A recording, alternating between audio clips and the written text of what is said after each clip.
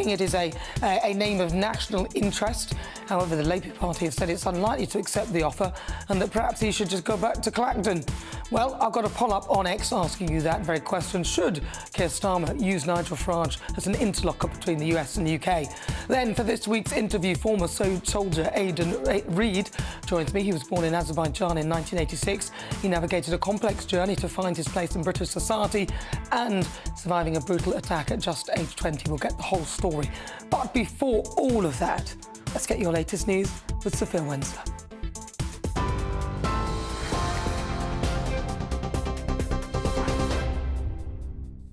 Nana, thank you. It's just gone 3 o'clock. These are your headlines from the GB newsroom.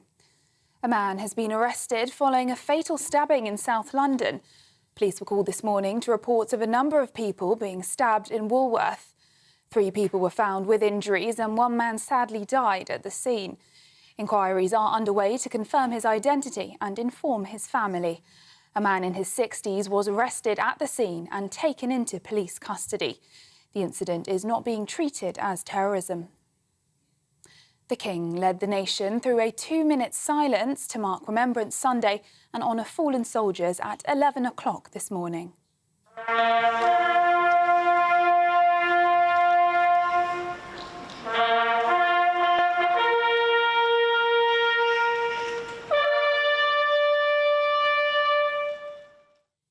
Big Ben chimed 11 times and the last post was played before King Charles, dressed in his Royal Navy uniform of the Admiral of the Fleet, laid a wreath at the cenotaph.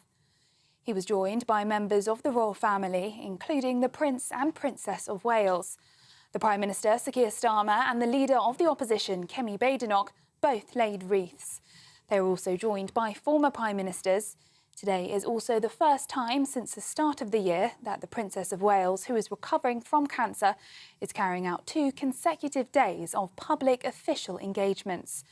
10,000 veterans have marched past the cenotaph as part of the Royal British Legion's parade. Wing Commander Howard Leader spoke about the importance of today's events. There's a much deeper, almost like peeling an onion, really, of a set of considerations that I'll be thinking about every remembrance, and that's to do with, of course, paying our respects to those who've lost their lives, but remembering also that a great many people who have been put into those very challenging circumstances forever carry the sometimes extreme physical injuries that have come with that because they've been involved in an incident that's cost them arms and legs or whatever. And the mental stress stays with a lot of people too. To the US now, where overnight President-elect Donald Trump won the state of Arizona, meaning he has now won all 7 swing states. The White House announced yesterday that President Biden has invited Donald Trump to a meeting in the Oval Office on Wednesday. It comes as the president-elect has begun appointing his top team. Last night, he shared that former Republican presidential contender Nikki Haley and former Secretary of State Mike Pompeo will not be asked to join his administration. Sticking to US politics, this morning, Chief Secretary to the Treasury, Darren Jones, has said that it is probably unlikely that the government will work with Nigel Farage as an intermediary to the Trump administration, adding that Mr Farage should focus on working with his constituents in Clacton as opposed to being a transatlantic commentator. In other news now, the Sunday Telegraph is reporting today that farmers are threatening to target ports and disrupt supermarket supply chains in reaction to Rachel Reeves' budget, which changed the rate of inheritance tax for farmers. Ahead of the rally organised by the National Farmers Union on the 19th of November, a separate splinter rally has also been organised alongside the official mass lobby event, which will see around 1,800 NFU members lobby parliamentarians in Westminster. The NFU have said that they cannot take responsibility for people in the streets. 572 illegal migrants were intercepted crossing the Channel in 9 small boats yesterday, taking the total so far this year to almost 32,700, a 22% increase compared to this time last year. The latest crossings come as Prime Minister Sir Keir Starmer has entered into a new initiative to intercept criminal gangs smuggling migrants through the Western Balkans as part of efforts to bring down the number of small boat crossings. A Home Office spokesman said The people smuggling gangs do not care if the vulnerable people they exploit live or die as long as they pay. We will stop at nothing to dismantle their business models and bring them to justice. And some breaking news now. Riot police in Amsterdam have broken up a banned pro-Palestine protest following clashes this week involving Israeli football fans. Hundreds of demonstrators defied the ban to gather in the Dutch capital's Dam Square, chanting demands for an end to violence in Gaza and free Palestine. But police moved in, instructing protesters to leave, and several people were dragged away. The three-day ban was imposed by the court from Friday after attacks on Israeli supporters following a football match. Those are the latest GB News headlines. More in half an hour. For the very latest GB News direct to your smartphone, sign up to News Alerts by scanning the QR code or go to gbnews.com/alerts.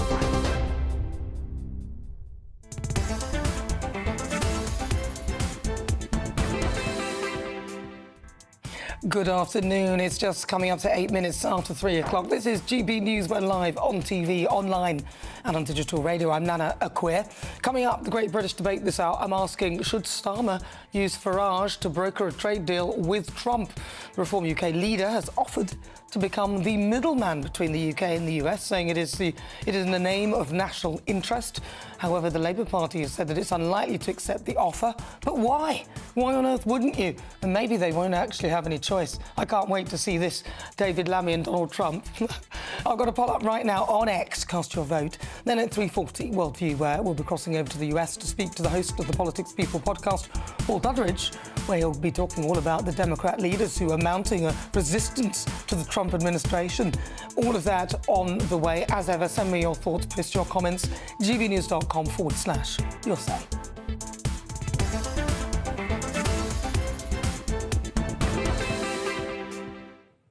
So, the King has led the nation in a 2-minute silence at the Cenotaph this morning to mark the armistice of the First World War and all the other conflicts involving British and Commonwealth forces. And members of the royal family and senior politicians laid wreaths during the national service of remembrance in Whitehall. And the Royal British Legion Veteran Parade also saw 10,000 veterans march through the streets of the capital as services continue to take place across the UK. Well, joining me now, former British Army officer Stuart Crawford. Stuart, thank you so much for joining me. Oh, is he here? Ah, there you are. Stuart, there you are. Well, did you know, Stuart, I was really pleased to see that today there wasn't any real protests around the ceremony or anything, and it was kind of left as a day for us to remember our war dead. What are your thoughts on the day?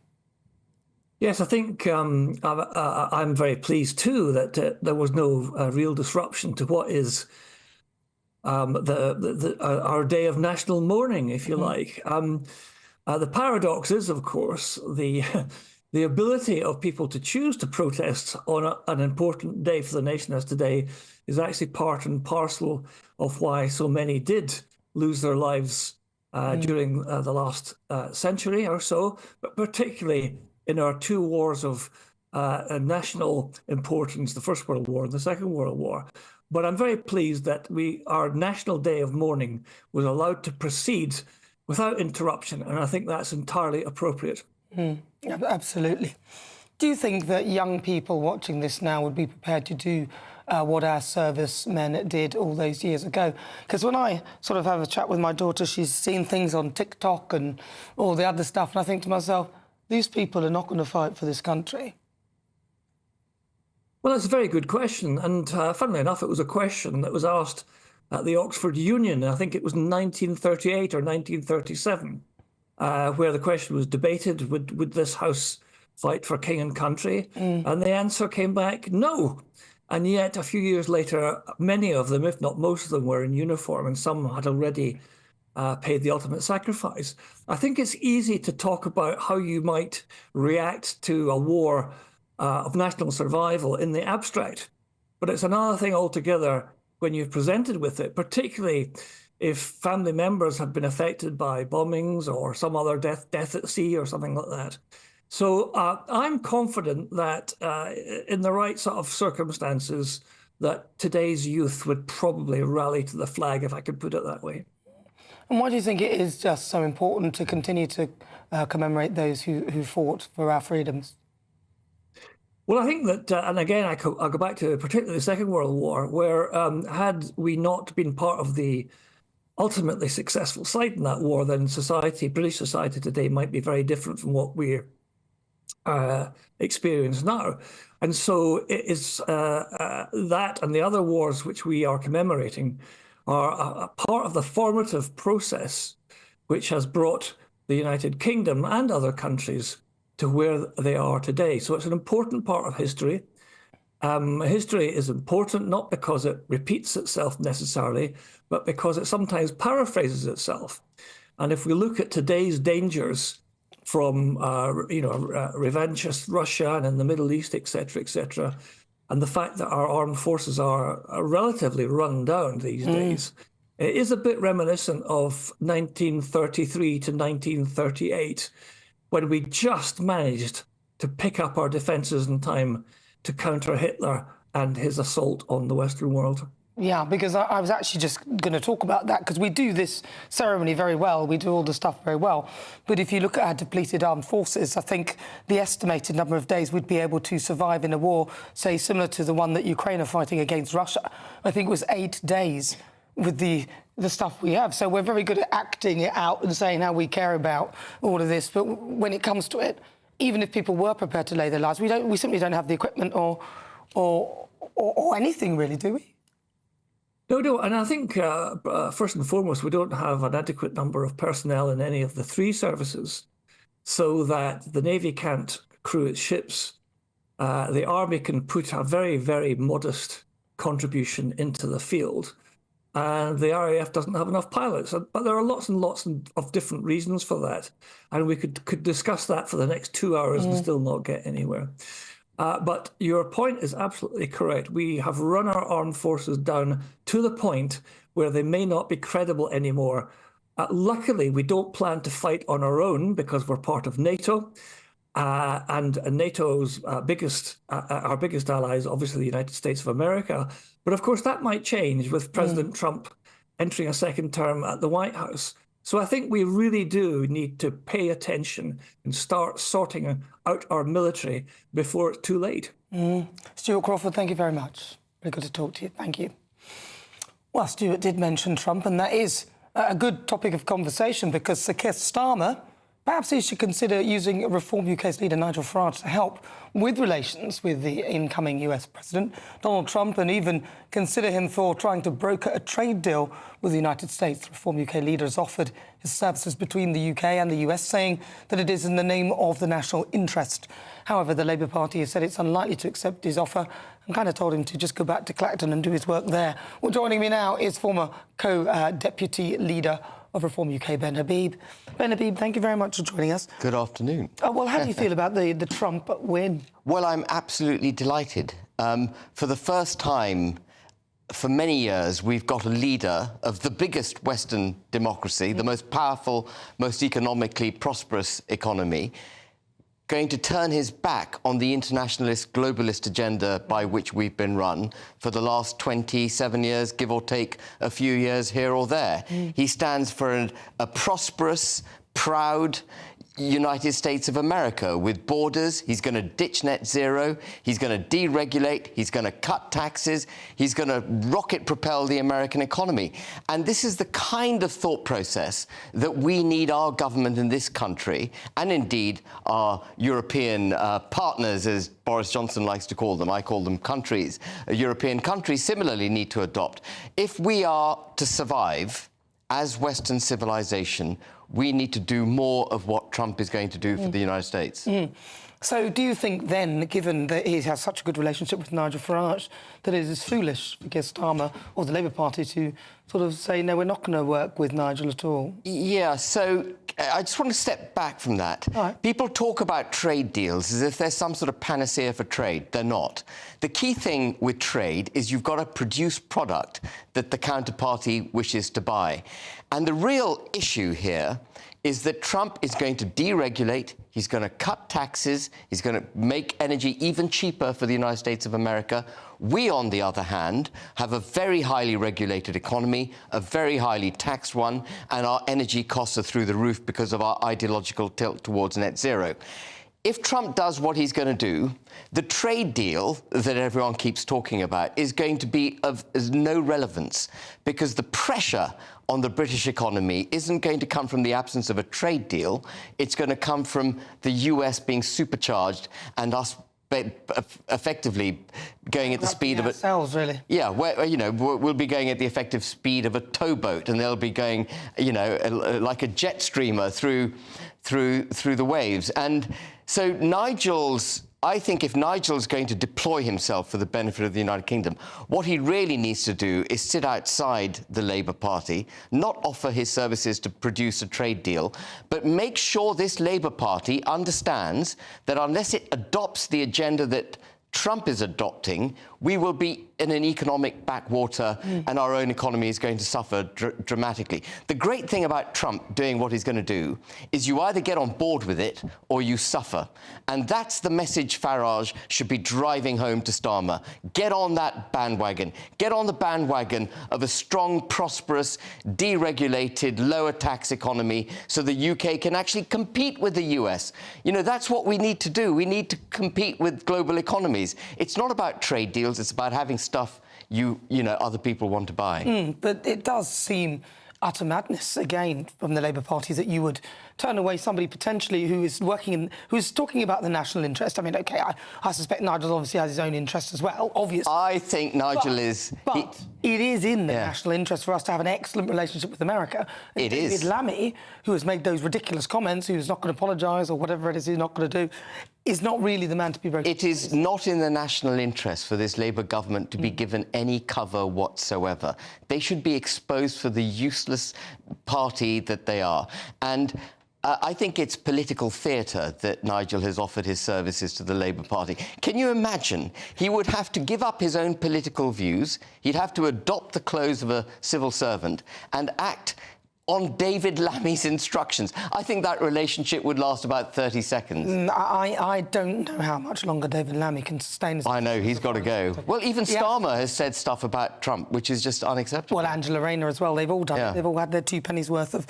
OK, so ultimately, Trump is a good thing for the world, isn't he? Trump is the best thing for Western civilization that has happened in years. I hope he follows through with his rhetoric. Of course he made a great speech immediately after he won the election, saying that he was going to weed out from the NSA those people who are antipathetic to the US, weed out bureaucrats who've worked against the system, weed out from the justice system judges who are, soft on crime and don't take evidence into account.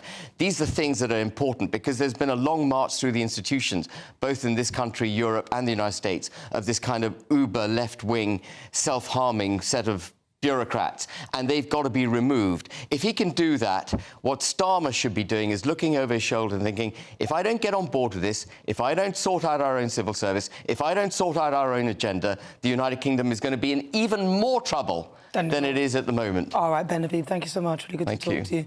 That is Ben Habib. Well, it's just coming up to 20 minutes after 3 o'clock. Welcome if you just tuned in. It's early doors, so I'm glad you're here early. You're with me, I'm Nana Akua. This is GB News. We're live on TV, online and on digital radio. Coming up at 3:40, we'll be crossing over to the US to speak to Paul Duddridge.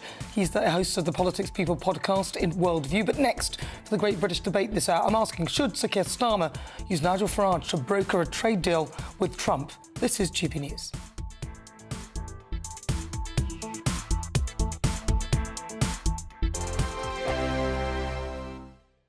Nightmare commute?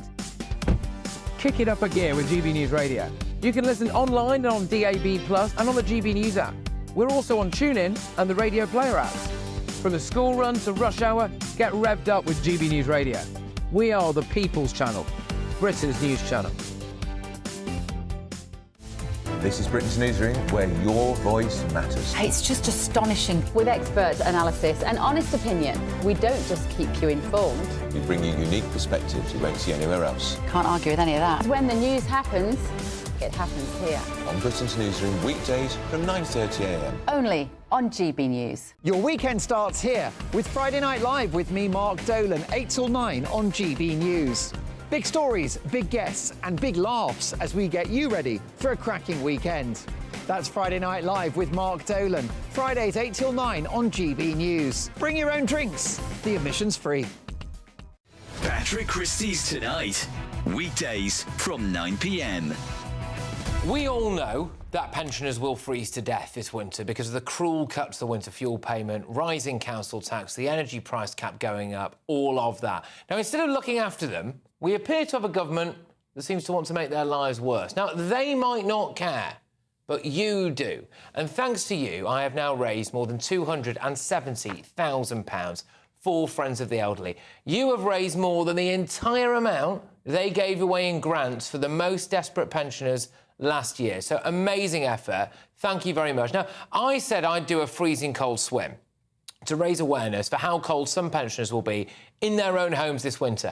And on Saturday, I went to Stickle Tarn in the Lake District. I'd like to give a massive thank you to the people who turned up to meet me along the way. I would also like to give a monumental shout-out to the wonderful camera crew. We've got John Clark and Joe Scowen, and our health and safety maestro, known only as The Stag. I come up with these crackpot ideas, but it is down to those wonderful people to make them actually happen. I would also like to give you a little warning.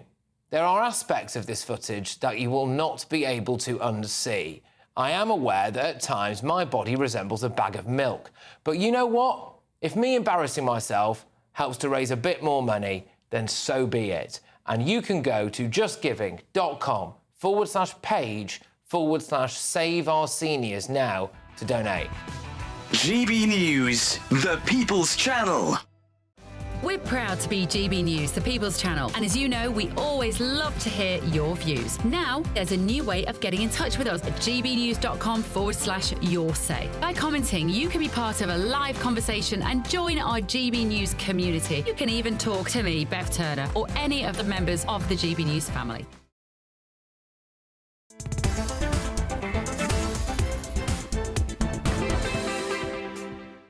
23 minutes after 3 o'clock. Welcome. This is GB News. We are Britain's news channel. I'm Nana Akua, and it's time for the Great British Debate. But before we do that, at GB News, we do love to hear what you think. So every day we run our poll of the day. And today we're asking, are schools doing enough to make sure that children understand the sacrifices of our veterans? And so far, 98% of you say they aren't doing enough. So just 2% of you say they are. I love these polls. I can almost guess the result. Somewhere between 90 to 100. We'll announce the final result later in the programme. Right, and as ever, you can get all the latest polling at gbnews.com/poll. Right, let's do it, the Great British Debate. I'm asking, should Sir Keir Starmer use Nigel Farage to broker a trade deal with Donald Trump? The Reform UK leader and good friend of the President-elect has offered to become the middleman between the two. So what do you think? Should he be doing that? Let's see what my panel think of that. Joining me now, political commentator Susie Stride, also broadcaster and journalist Danny Kelly.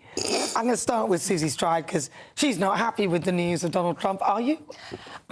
No, I'm not. But I also, look, you have to respect, A, the result, and B, you've got to listen to it. You've got to listen to the fact that Hispanic people, black people, working class people, you know, voted for Donald Trump. And my big thing is the Democrats lost this election because they didn't listen to working class people and they went with side issues that are not important to people. When people can't afford to pay their bills or pay their weekly shop, there's certain things they just don't care about. Well, they're not really that interested in Roe versus Wade, not being rude. I mean, and the fact is, in politics, you don't get to represent yourself and what you think. You've got to humble yourself and listen to people. And they just didn't do that. And I think they got punished for it.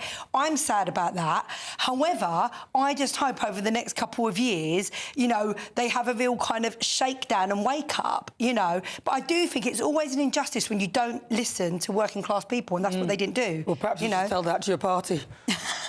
Danny Kelly. I the question is should he go and speak to Nigel Farage and use Farage as a conduit between the two countries? I think hell will freeze over before Keir Starmer defers anything to Nigel Farage.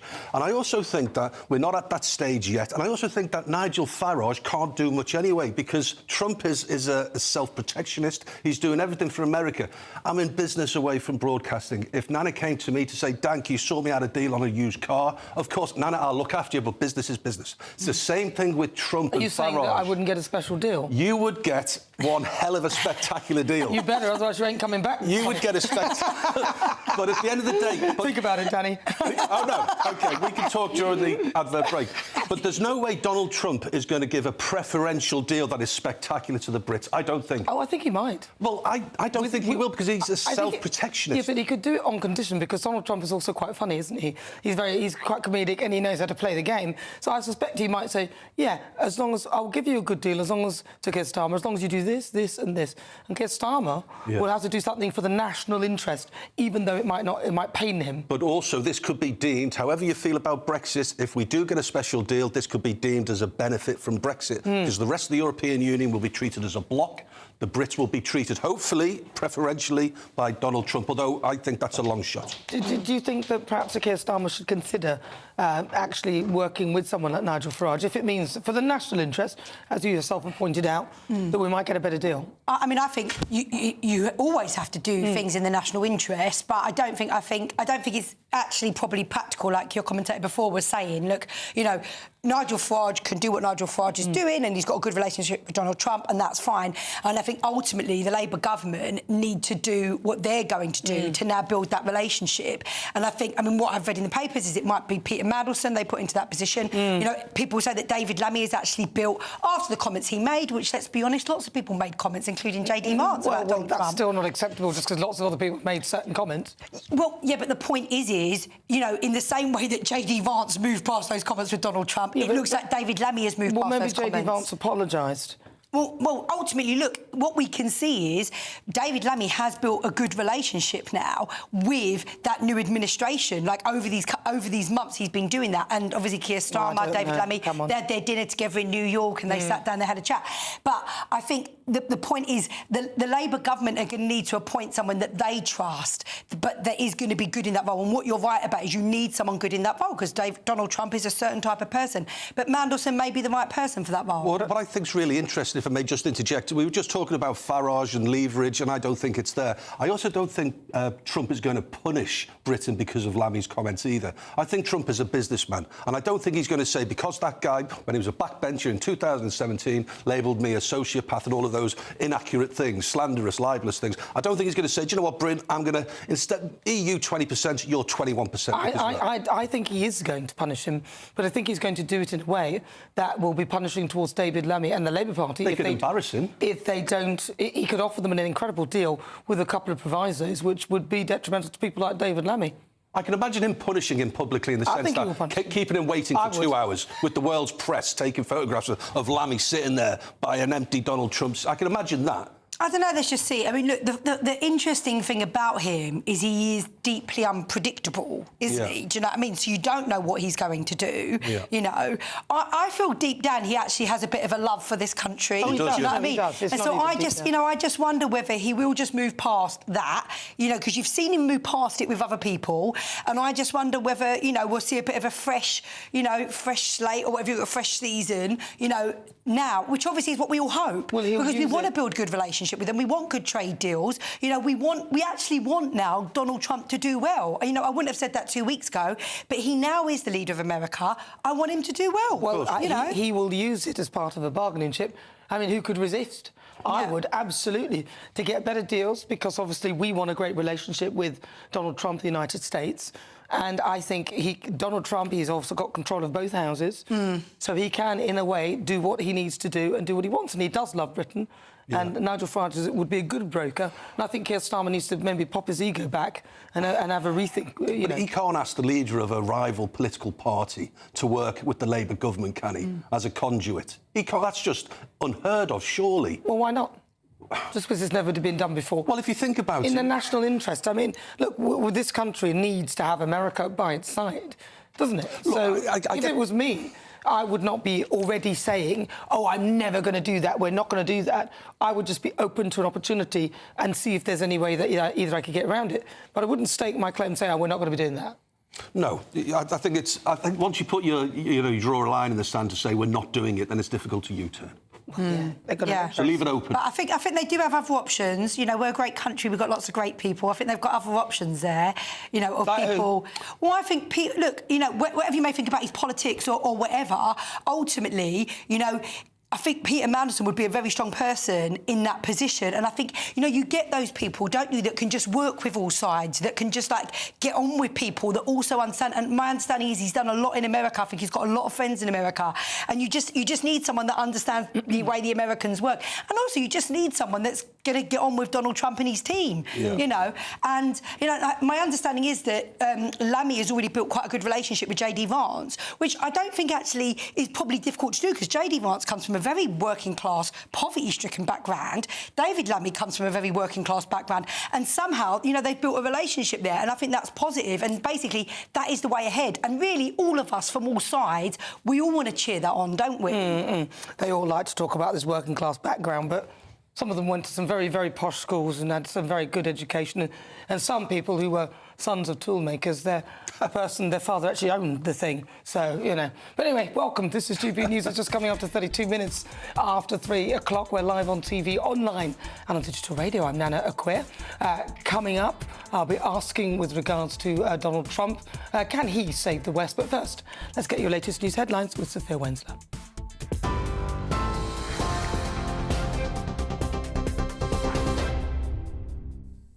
It's 3:32. I'm Sophia Wensler with your headlines from the GB newsroom. A man has been arrested following a fatal stabbing in South London. Police were called this morning to reports of a number of people stabbed in Woolworth. 3 people were found with injuries and 1 man sadly died at the scene. Inquiries are underway to confirm his identity and inform his family. A man in his 60s was arrested at the scene and taken into custody. The incident is not being treated as terrorism. The King led the nation through a 2-minute silence to mark Remembrance Sunday and honour the fallen soldiers at 11 o'clock this morning.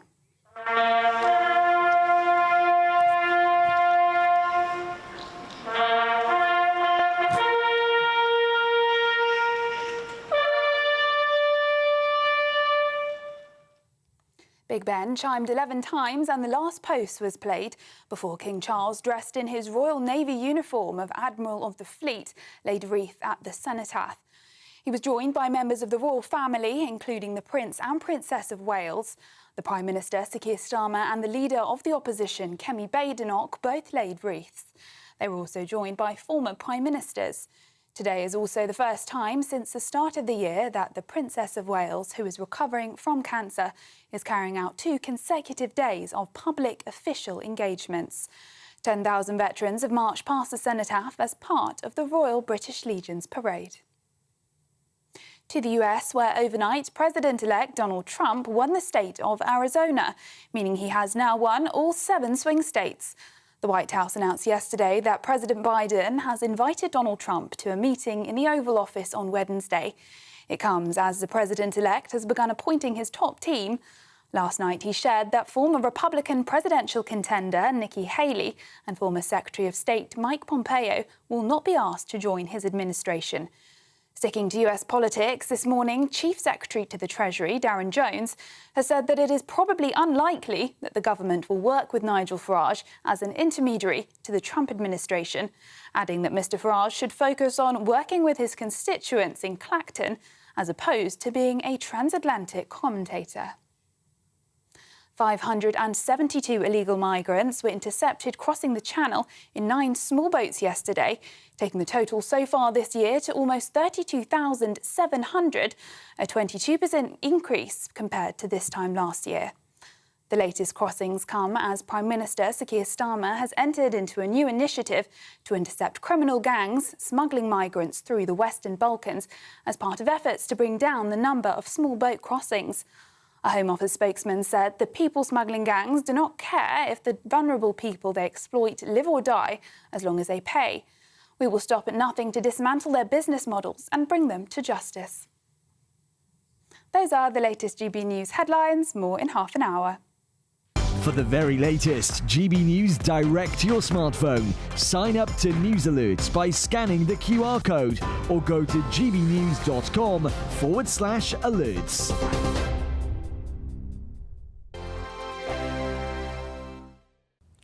Good afternoon. Welcome to your latest GB News weather from the Met Office. So the start of November has generally been quite cloudy for many of us, but there is some sunshine on the way, particularly into the new working week. However, before we get there, we have got this weather front out to the north of the UK that will continue to sink southwards through the rest of the weekend and into the start of Monday. And then it's high pressure out towards the west that will bring us those sunnier skies. So through the rest of Sunday, that weather front continues to slip its way southwards, bringing some outbreaks of rain and drizzle across parts of Wales, central southern parts of England. But further north, it's a different story. Plenty of dry and clear skies overnight into the start of Monday. Perhaps some mist and fog across Northern Ireland. And under those clear skies, generally turning quite chilly with temperatures in the low single figures, perhaps a touch of frost possible. But generally a bit of a milder start to Monday across the southern half of the UK under that cloud.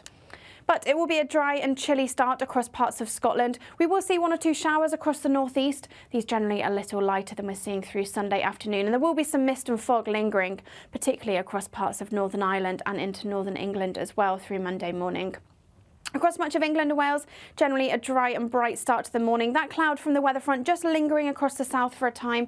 Some outbreaks of rain and drizzle first thing on Monday, but that continues to push its way southwards through early Monday morning. And then generally it's going to be a dry and bright day for most of us. Plenty of sunshine and blue skies on offer, which is a welcome change from what we've seen recently. We may see 1 or 2 showers just skirting the east coast of England. These perhaps heavy in places, but for most of us it will be a dry end to the day. And despite those temperatures around about average for the time of year, it will be feeling very pleasant in that sunshine. As we then go through the rest of Monday evening, those showers do continue just onshore across eastern parts of England, but for most of us it will be dry overnight, perhaps some mist and fog forming again across Northern Ireland, Northern England and parts of Scotland as well. But the sunshine is likely to return through much of this week, and those temperatures, they will be staying around average for the time of year, but it will still be feeling very pleasant in those sunny skies. It's Patrick Christie's Tonight, and here we do things differently. It's explaining the absolute madness of this, doesn't it? It's explosive. I mean, this is very good. It's lively. 850. Your government sat there, Sean, and it did nothing. It's controversial. And the Middle East has been in turmoil since before I was born. It's everything you need to kickstart your evening. Everyone's had their Weetabix tonight. I love to see it. That's Patrick Christie's Tonight, weeknights from 9 p.m. Only on GB News, the People's Channel, Britain's news channel. Why go out on a Friday night when Friday night comes straight to your home? Talking about? Join me and my A-team of top pundits. Chemistry tonight is electric. As we tackle the big stories of the day with wit, insight and fearless energy. Man of the people. It's all vibe. Just a filing cabinet on wheels with a tie on. So, order in Friday Night Live with me, Mark Dolan, every Friday at 8, only on GB News, the People's Channel, Britain's news channel.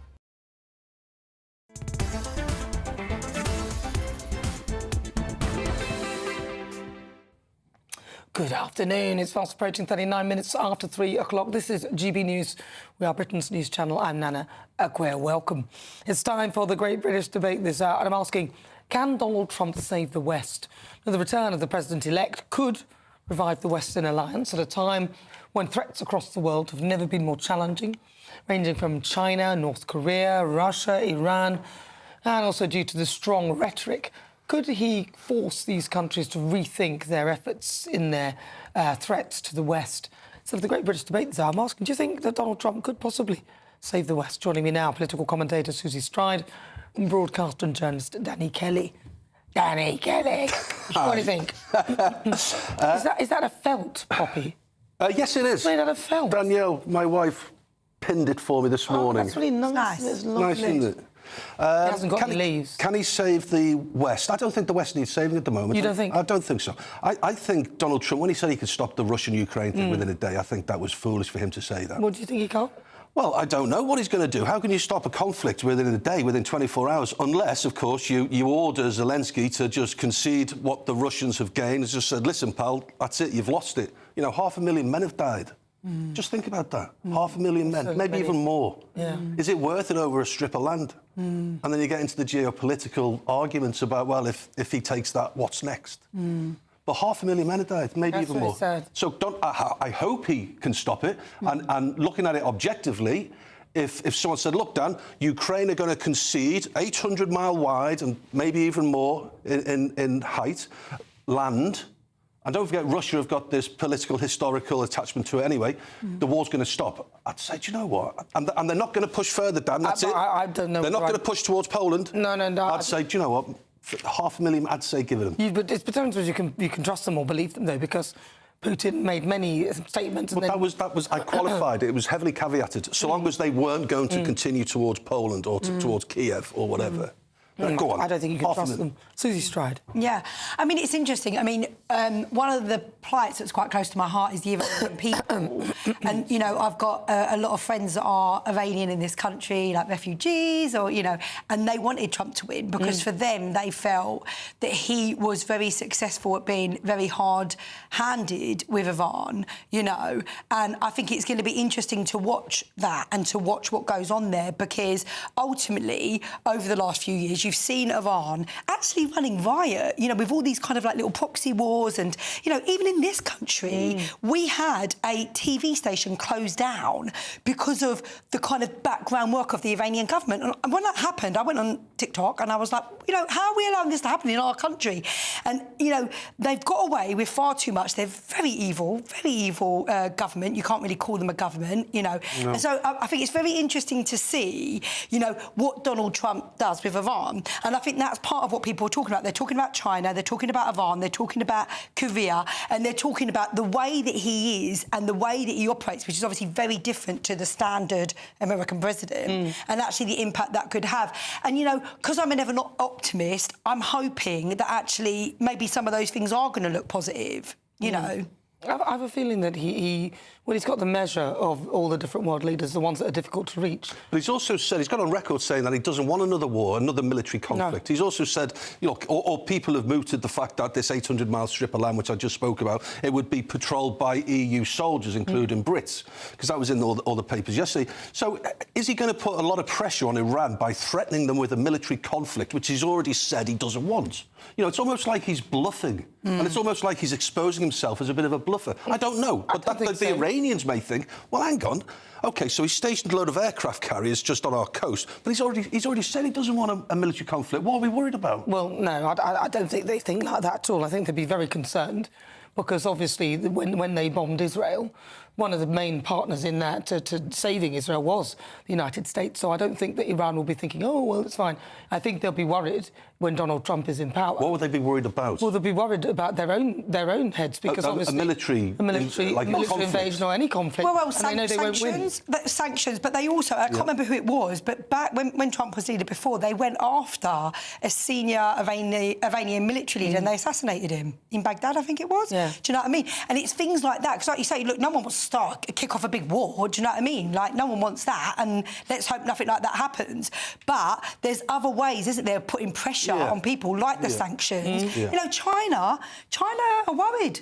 China are worried, do you know what I mean? Because of, like, you know, the trade tariffs he's going to put on them and the massive... Well, he's talking about a 60% tariff against Chinese imports, which, you know, I don't actually think is a bad thing because some of those things are very cheap and some of them they're using slave labour and things like that, so I'll be quite happy. It forces us to be more internal and be able to be more self-sufficient. You know, I think that's important. You can get an electric car, a decent electric car in China for $8,000. Yeah, but nobody wants it. 8K. Now, a decent electric car in the UK, the cheapest thing's like about $18,000. Yeah. So, and they want to sell them over here. They want to sell them in America. So no wonder Trump's frightened. Yeah, but I mean, look, I think anything that decreases the power of China is a good thing. You know, you just can't have these... Ultimately, look, we may not like Donald Trump, or we may like Donald Trump, but the point is it was a democracy. It is a democracy. They voted him in. And the fact is they voted him in. What's going on in China? I was in China for about 6 weeks. This is 20 years ago. You know, yes, I was. I spent 6 weeks there. And all I can say to you is, look, I'm glad I live in this country. You know, don't get me wrong, I've got loads of Chinese friends. Beautiful in many, many ways, and great in many, many ways. But as a country, the minute you have dictatorship, the minute you have people being locked up and disappearing, you know, I don't want countries like that being powerful. So I haven't got a problem. If he wants to put big tariffs against them, he can do it. Whether he puts big ones against us, for me, that's a no-no. Well, we shall see. A lot of messages have come in. One for you, Susie. This is from David. David says, what has become very clear, exceptionally clear, is that Susie Stride went to the US to campaign for Harris after the American public saw Susie, they knew Harris and her party were non-starters and used their common sense and voted for Trump. I love that this guy knows that I went there. To be honest, can I just say, David, I only spent 2 hours. I spent 2-3 hours. It was for the experience. I probably spoke to, what, 12 American voters? It was fascinating. Do you know what? For me, I was there on holiday doing a little road trip and I thought I'll go into Nevada and do a bit of campaigning, you know. Unilaterally, nothing to do with the Labour government. You just thought you'd go into... And knock doors in Arizona saying who you're voting for. Yeah. Whilst you're on holiday. I didn't go out on my own like a random. I went to the Democratic... They've got like a little office and you go and you get a little badge and you get some leaflets. Well, listen, there's one for me as well. Andy says, Nana, you've got this one wrong. Farage doesn't need to work with Starmer. He can marginalise the Lord Ali party, work directly with Trump and build a better Britain. Interesting. Very interesting. Yeah. All right, we'll keep them coming. gbnews.com/your say. Next up, Worldview. I'll be crossing over to the US to speak to the host of the Politics People podcast. You try saying that. Paul Dudridge, next. People's Politics. Britain's newsroom. Weekday mornings from 9:30. Maria, potholes are the bane of everybody that uses the road, whether you're a car driver or a cyclist. As a cyclist, are even worse. How have we got into this situation where our roads are in such a bad state? Well, part of it is to do with actually our climate. In somewhere like, say, Sweden, like the snow will fall on the ground, it will stay there for months. Whereas here we've got what's called a freeze-thaw climate, where the water comes down, then we might have a cold snap and it freezes, and the water within the pothole will then expand and make the pothole bigger. Then we might have a mild spell, and then that process repeats. So, we do actually need extra funding to acknowledge the fact that, we just live in a climate where we're sort of particularly vulnerable to potholes. Why? I mean, the fact that this happens, these weather conditions happen, is no great surprise to anybody. Why has the problem been ignored for so long? I think what's happened is we've had like short-term funding. So it's like, oh, there's a pothole, let's patch it up. Oh, there's another one, let's patch it up. But the patches aren't actually really that strong. So then they break down again. So, really what we need is to have roads completely resurfaced. And then they'll just be pothole-free for a very long time. And that really is how funding should be. That's the direction funding should go in, as opposed to just sort of like dribs and drabs here and there. Do you think this government are going to be good for the motorist, or is there indeed a war on the motorist still? The different parties come in and they've all got different policies that they wheel out, then they cancel the policies, and then there's so much lack of transparency. Like, for example, with the pothole issue, sometimes the government, whichever government is in office, will do some big showboating about how they're going to give X amount of potholes, and you still think that sounds really good. GB News, the People's Channel. Every Saturday, 10 till 12, we'll bring you all of the news that you need to know. We'll also remind you that there is so much to smile about. It's my favourite time of the week. I get to relax, enjoy some light-hearted stories, and let Ellie teach me about fashion too. That's Saturday Morning Live, every Saturday, 10 till 12. Only on GB News, Britain's news channel. In the GB Newsroom, we bring you the news as it happens. With our team of dedicated journalists across the UK, we're ready to keep you up to date with what's happening every half an hour, every single day. Bulletins here on GB News, the People's Channel, Britain's news channel. I'm Christopher Hope. From pop stars to politicians, I'll interview anybody in a pub who's got a political opinion. Join me every Friday on Spotify, Apple Podcasts, YouTube or gbnews.com, or wherever you get your podcasts. This is GB News, the People's Channel.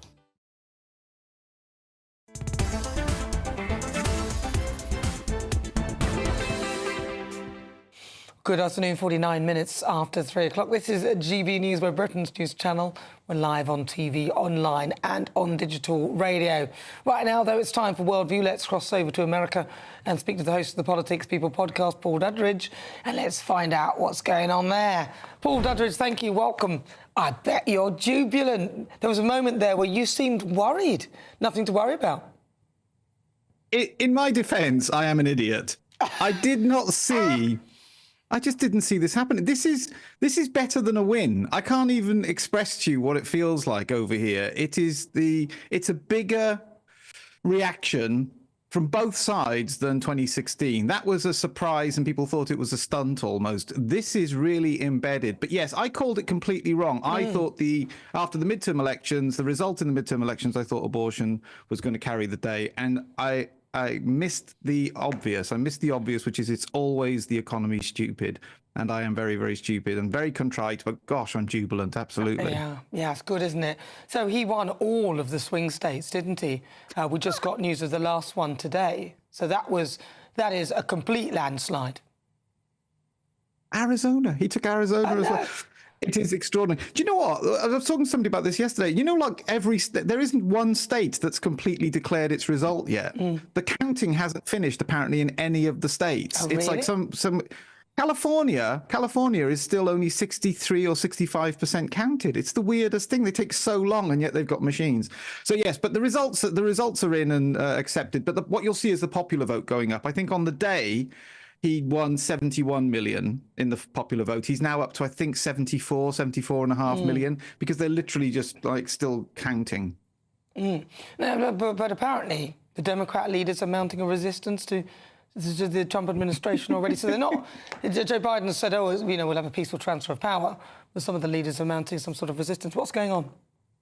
Yeah, you've got places like California, Illinois, Massachusetts, basically saying we're not going to comply. But this mass deportation is the #1 sticker item on Trump's agenda, mass deportations from January the 20th. And these states are saying they will not allow their local law enforcement to comply or participate in those mass deportations. I think I want to say it was Illinois that said, if you come for my people, you come through me. And it's like, I think Trump will be like, yeah, okay, whatever you want. So, yeah, fine. But yes, there's a lot of bloviating going on from certain states, the usual suspects, that they just will not acknowledge a Trump presidency. Gavin Newsom, California, he's the governor of California, I think it would be the 5th largest economy on earth if it was a country on its own. Wow. So they do put a lot of money into the federal government, and there is talk that he would try withholding. I think it's a quarter of a trillion, $250 billion a year that goes to the federal government. I think there is talk that he would use that as leverage to try and get his own way against the Trump Well, there's two things I want to hear administration. about. We've got about a minute left. Trump, who's offering to bail out Kamala Harris, and also what happens with his criminal cases. Criminal cases. Look, basically, he's not going to go to prison. But there's two of them. New York and Georgia aren't federal cases, so he can't just pardon himself. But I think we're going to get a result on Tuesday that the judge in New York might actually just dissolve the case. If he doesn't, he's going to get sentenced in New York on the 26th of November. And Georgia, it's down to whether or not Fani Willis is basically disbarred or removed. Fani Willis, who's the prosecutor there, is being investigated. And so she might actually be thrown under the bus and Georgia will disappear. But technically, all the federal cases will go away. Trump will fire the prosecutor, Jack Smith, on January the 20th. But the two state cases, and there's a bunch of civil cases as well, but there's a lot of people that have sued him because of January the 6th. But because of the Supreme Court saying a sitting president can't be responsible, that should all melt away as well. Well, listen, Paul Dudley, we don't have time for Kamala Harris because I wanted to find out why he's paying off her debt, which is very nice of him. He's trolling. He's just trolling her, and it's funny. It's funny. Paul Dudley, thank you so much. He's the host of the Politics People podcast. You want to check him out. Next, my niggle on those who sacrificed themselves for our country. Stay tuned for that. But now, let's get an update with your weather.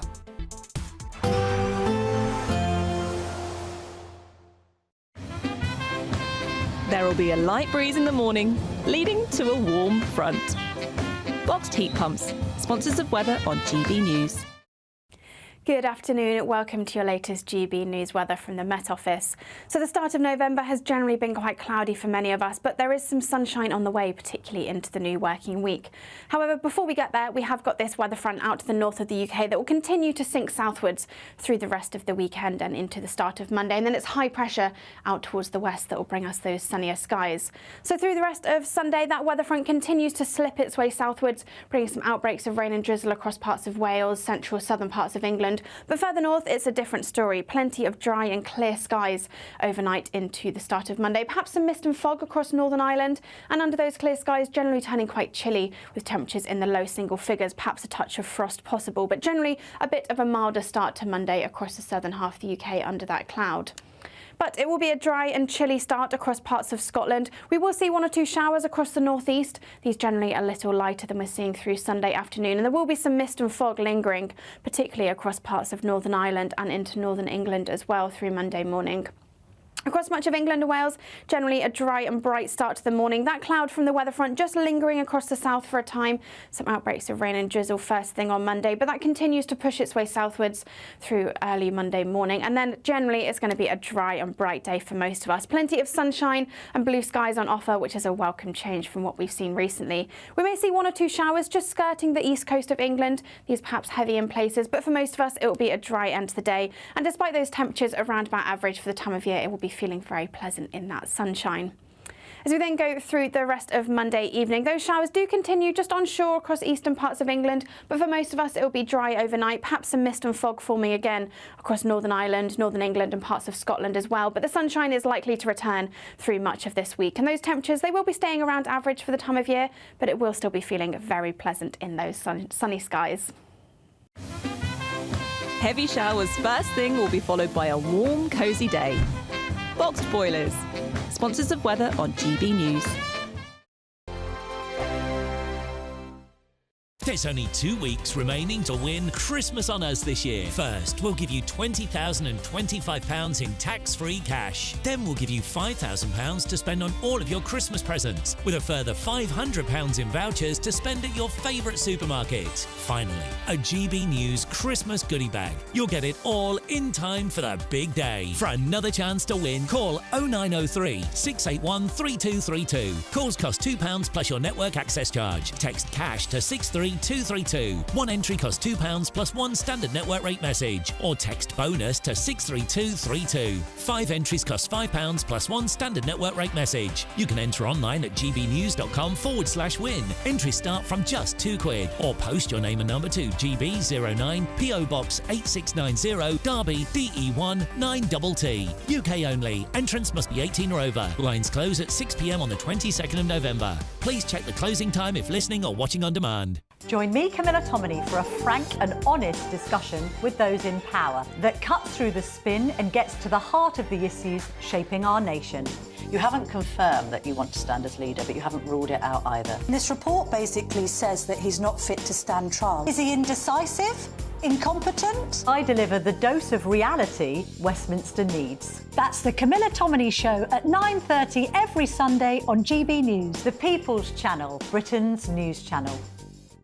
Hi there, I'm Michelle Dewberry, and I'm going to take a second to tell you all about my show, Jubes & Co. We start off with the issues of the day. We then bring in both sides of the arguments. We get rid of the disrespect. And then you throw me into the mix. And trust me, I'll tell it exactly how it is. And then, of course, the magic ingredient, you at home. We mix it all together, and what have we got? In my opinion, the best debate show in town. Monday to Friday, 6 till 7 on GB News, Britain's news channel. Why go out on a Friday night when Friday night comes straight to your home? Talking about? Join me and my A-team of top pundits. Chemistry tonight is electric. As we tackle the big stories of the day with wit, insight and fearless energy.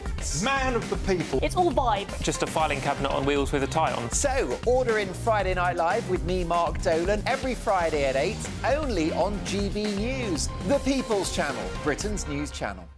Hi there, I'm Michelle Dewberry, and I'm going to take a second to tell you all about my show, Jubes & Co. We start off with the issues of the day. We then bring in both sides of the arguments. We get rid of the disrespect. And then you throw me into the mix. And trust me, I'll tell it exactly how it is. And then, of course, the magic ingredient, you at home. We mix it all together, and what have we got? In my opinion, the best debate show in town. Monday to Friday, 6 till 7 on GB News, Britain's news channel.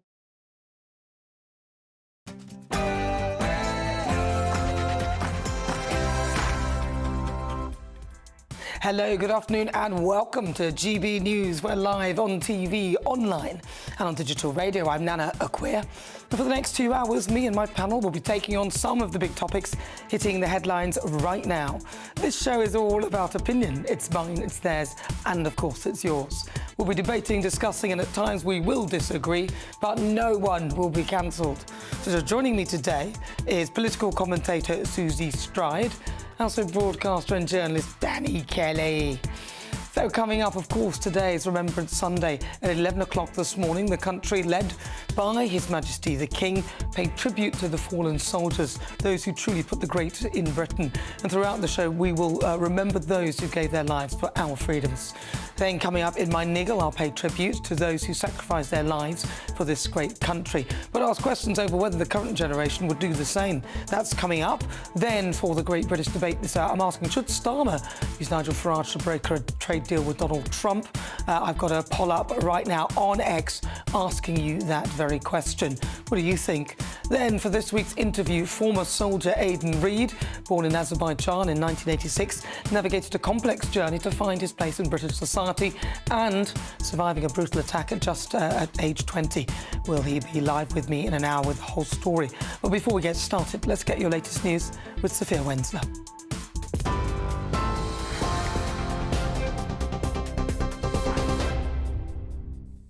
Nana, thank you. It's just gone 4 o'clock. These are your headlines from the GB newsroom. A man has been arrested following a fatal stabbing in South London.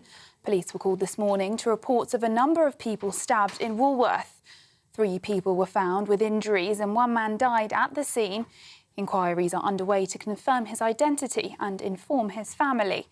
A man in his 60s was arrested at the scene and taken into custody. The incident is not being treated as terrorism. The King led the nation through a 2-minute silence to mark Remembrance Sunday and honour fallen soldiers at 11 o'clock this morning.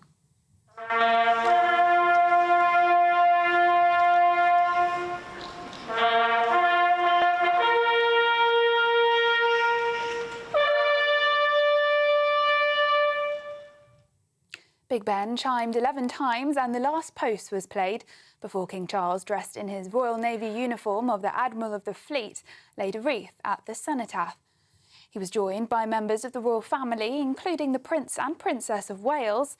The Prime Minister, Sir Keir Starmer, and the leader of the opposition, Kemi Badenoch, both laid wreaths. They were also joined by former Prime Ministers. Today is also the first time since the start of the year that the Princess of Wales, who is recovering from cancer, is carrying out 2 consecutive days of public official engagements. 10,000 veterans have marched past the cenotaph as part of the Royal British Legion's parade. Wing Commander Howard Leader spoke about the importance of today's events. There's a much deeper, almost like peeling an onion, really, of a set of considerations that I'll be thinking about every remembrance, and that's to do with, of course, paying our respects to those who've lost their lives, but remembering also that a great many people who have been put into those very challenging circumstances forever carry the sometimes extreme physical injuries that have come with that because they've been involved in an incident that's cost them arms and legs or whatever. And the mental stress stays with a lot of people too. To the US now, where overnight President-elect Donald Trump won the state of Arizona, meaning he has now won all 7 swing states. The White House announced yesterday that President Biden has invited Donald Trump to a meeting in the Oval Office on Wednesday. It comes as the president-elect has begun appointing his top team. Last night, he shared that former Republican presidential contender Nikki Haley and former Secretary of State Mike Pompeo will not be asked to join his administration. And sticking to US politics, this morning, Chief Secretary to the Treasury, Darren Jones, has said that it is probably unlikely that the government will work with Nigel Farage as an intermediary to the Trump administration, adding that Mr Farage should focus on working with his constituents in Clacton as opposed to being a transatlantic commentator. In other news now, the Sunday Telegraph is reporting today that farmers are threatening to target ports and disrupt supermarket supply chains in reaction to Rachel Reeves' budget, which changed the rate of inheritance tax for farmers. Ahead of the rally organised by the National Farmers Union on the 19th of November, a separate splinter rally has also been organised alongside the official mass lobby event, which will see around 1,800 NFU members lobby parliamentarians in Westminster. The NFU have said that they cannot take responsibility for people in the streets. Ukrainian forces have attacked Moscow this morning with at least 34 drones, the biggest drone strike on the Russian capital since the start of the war in 2022. Flights have had to be diverted from 3 of the city's major airports, and at least 1 person has been injured. Russian air defences have reportedly destroyed 70 Ukrainian drones this morning over 6 different Russian regions. Ukrainian forces say they attacked an arsenal, which resulted in at least 8 explosions and a large fire. Yesterday, a Russian airstrike hit Odessa, where 2 people were injured. And riot police in Amsterdam have broken up a banned pro-Palestine protest following clashes this week involving Israeli football fans. Hundreds of demonstrators defied the ban to gather in the Dutch capital's Dam Square, chanting demands for an end to violence in Gaza and free Palestine. But police moved in, instructing protesters to leave, and several people were dragged away. The 3-day ban was imposed by the court from Friday after attacks on Israeli supporters following a football match. Those are the latest GB News headlines. More in half an hour. For the very latest GB News direct to your smartphone, sign up to News Alerts by scanning the QR code or go to gbnews.com/alerts.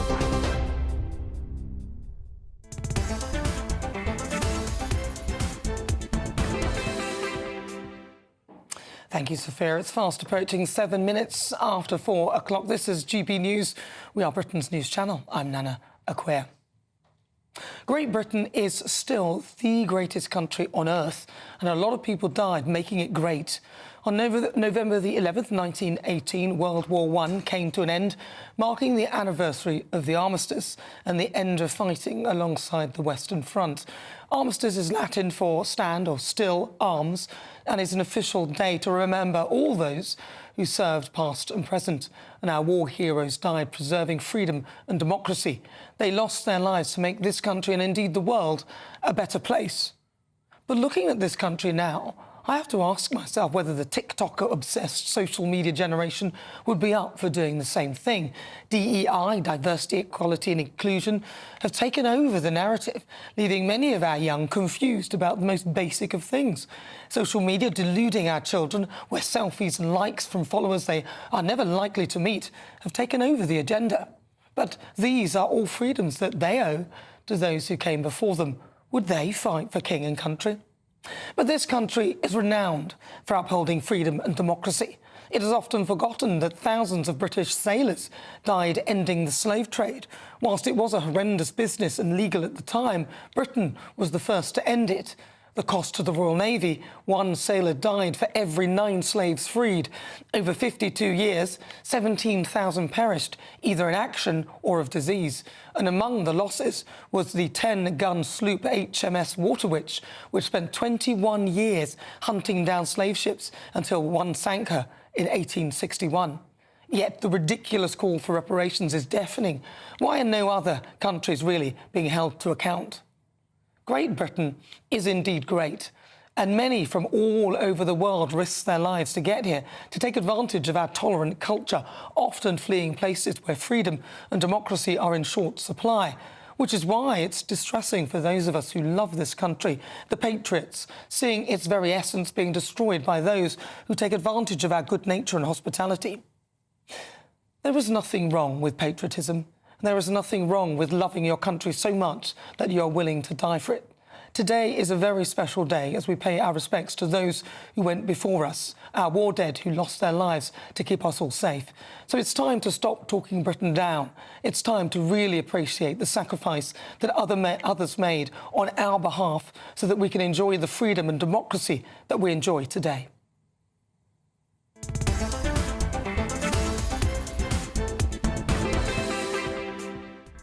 It's coming up to 10 minutes after 4 o'clock. You're with me, I'm Nana Akua. This is GB News. We are Britain's news channel. We're live on TV, online and on digital radio. And of course, it's Remembrance Sunday, and at 11 o'clock this morning, the country led by His Majesty the King paid tribute to the fallen soldiers, those who truly put the great in Great Britain. And throughout the show, we will remember those who gave their lives for our freedoms. Then, for the Great British Debate this hour, I'm asking, is Rachel Reeves' budget unravelling? Businesses, farms, private schools and many others are continuing to express their concerns at the Chancellor's proposals. We'll be getting the breakdown of this and asking, is Rachel Reeves' budget unravelling? And Qatar has suspended its work as a mediator in the ceasefire talks between Israel and Hamas. Reportedly, US officials reportedly said that Washington would no longer accept the presence of Hamas representatives in Qatar, saying the Palestinian group rejected fresh proposals to end the war. So what does that mean for the region as tensions continue to escalate? We'll be speaking to a representative from Israel. That is coming up. As ever, send me your thoughts. Post your comments. gbnews.com/your say.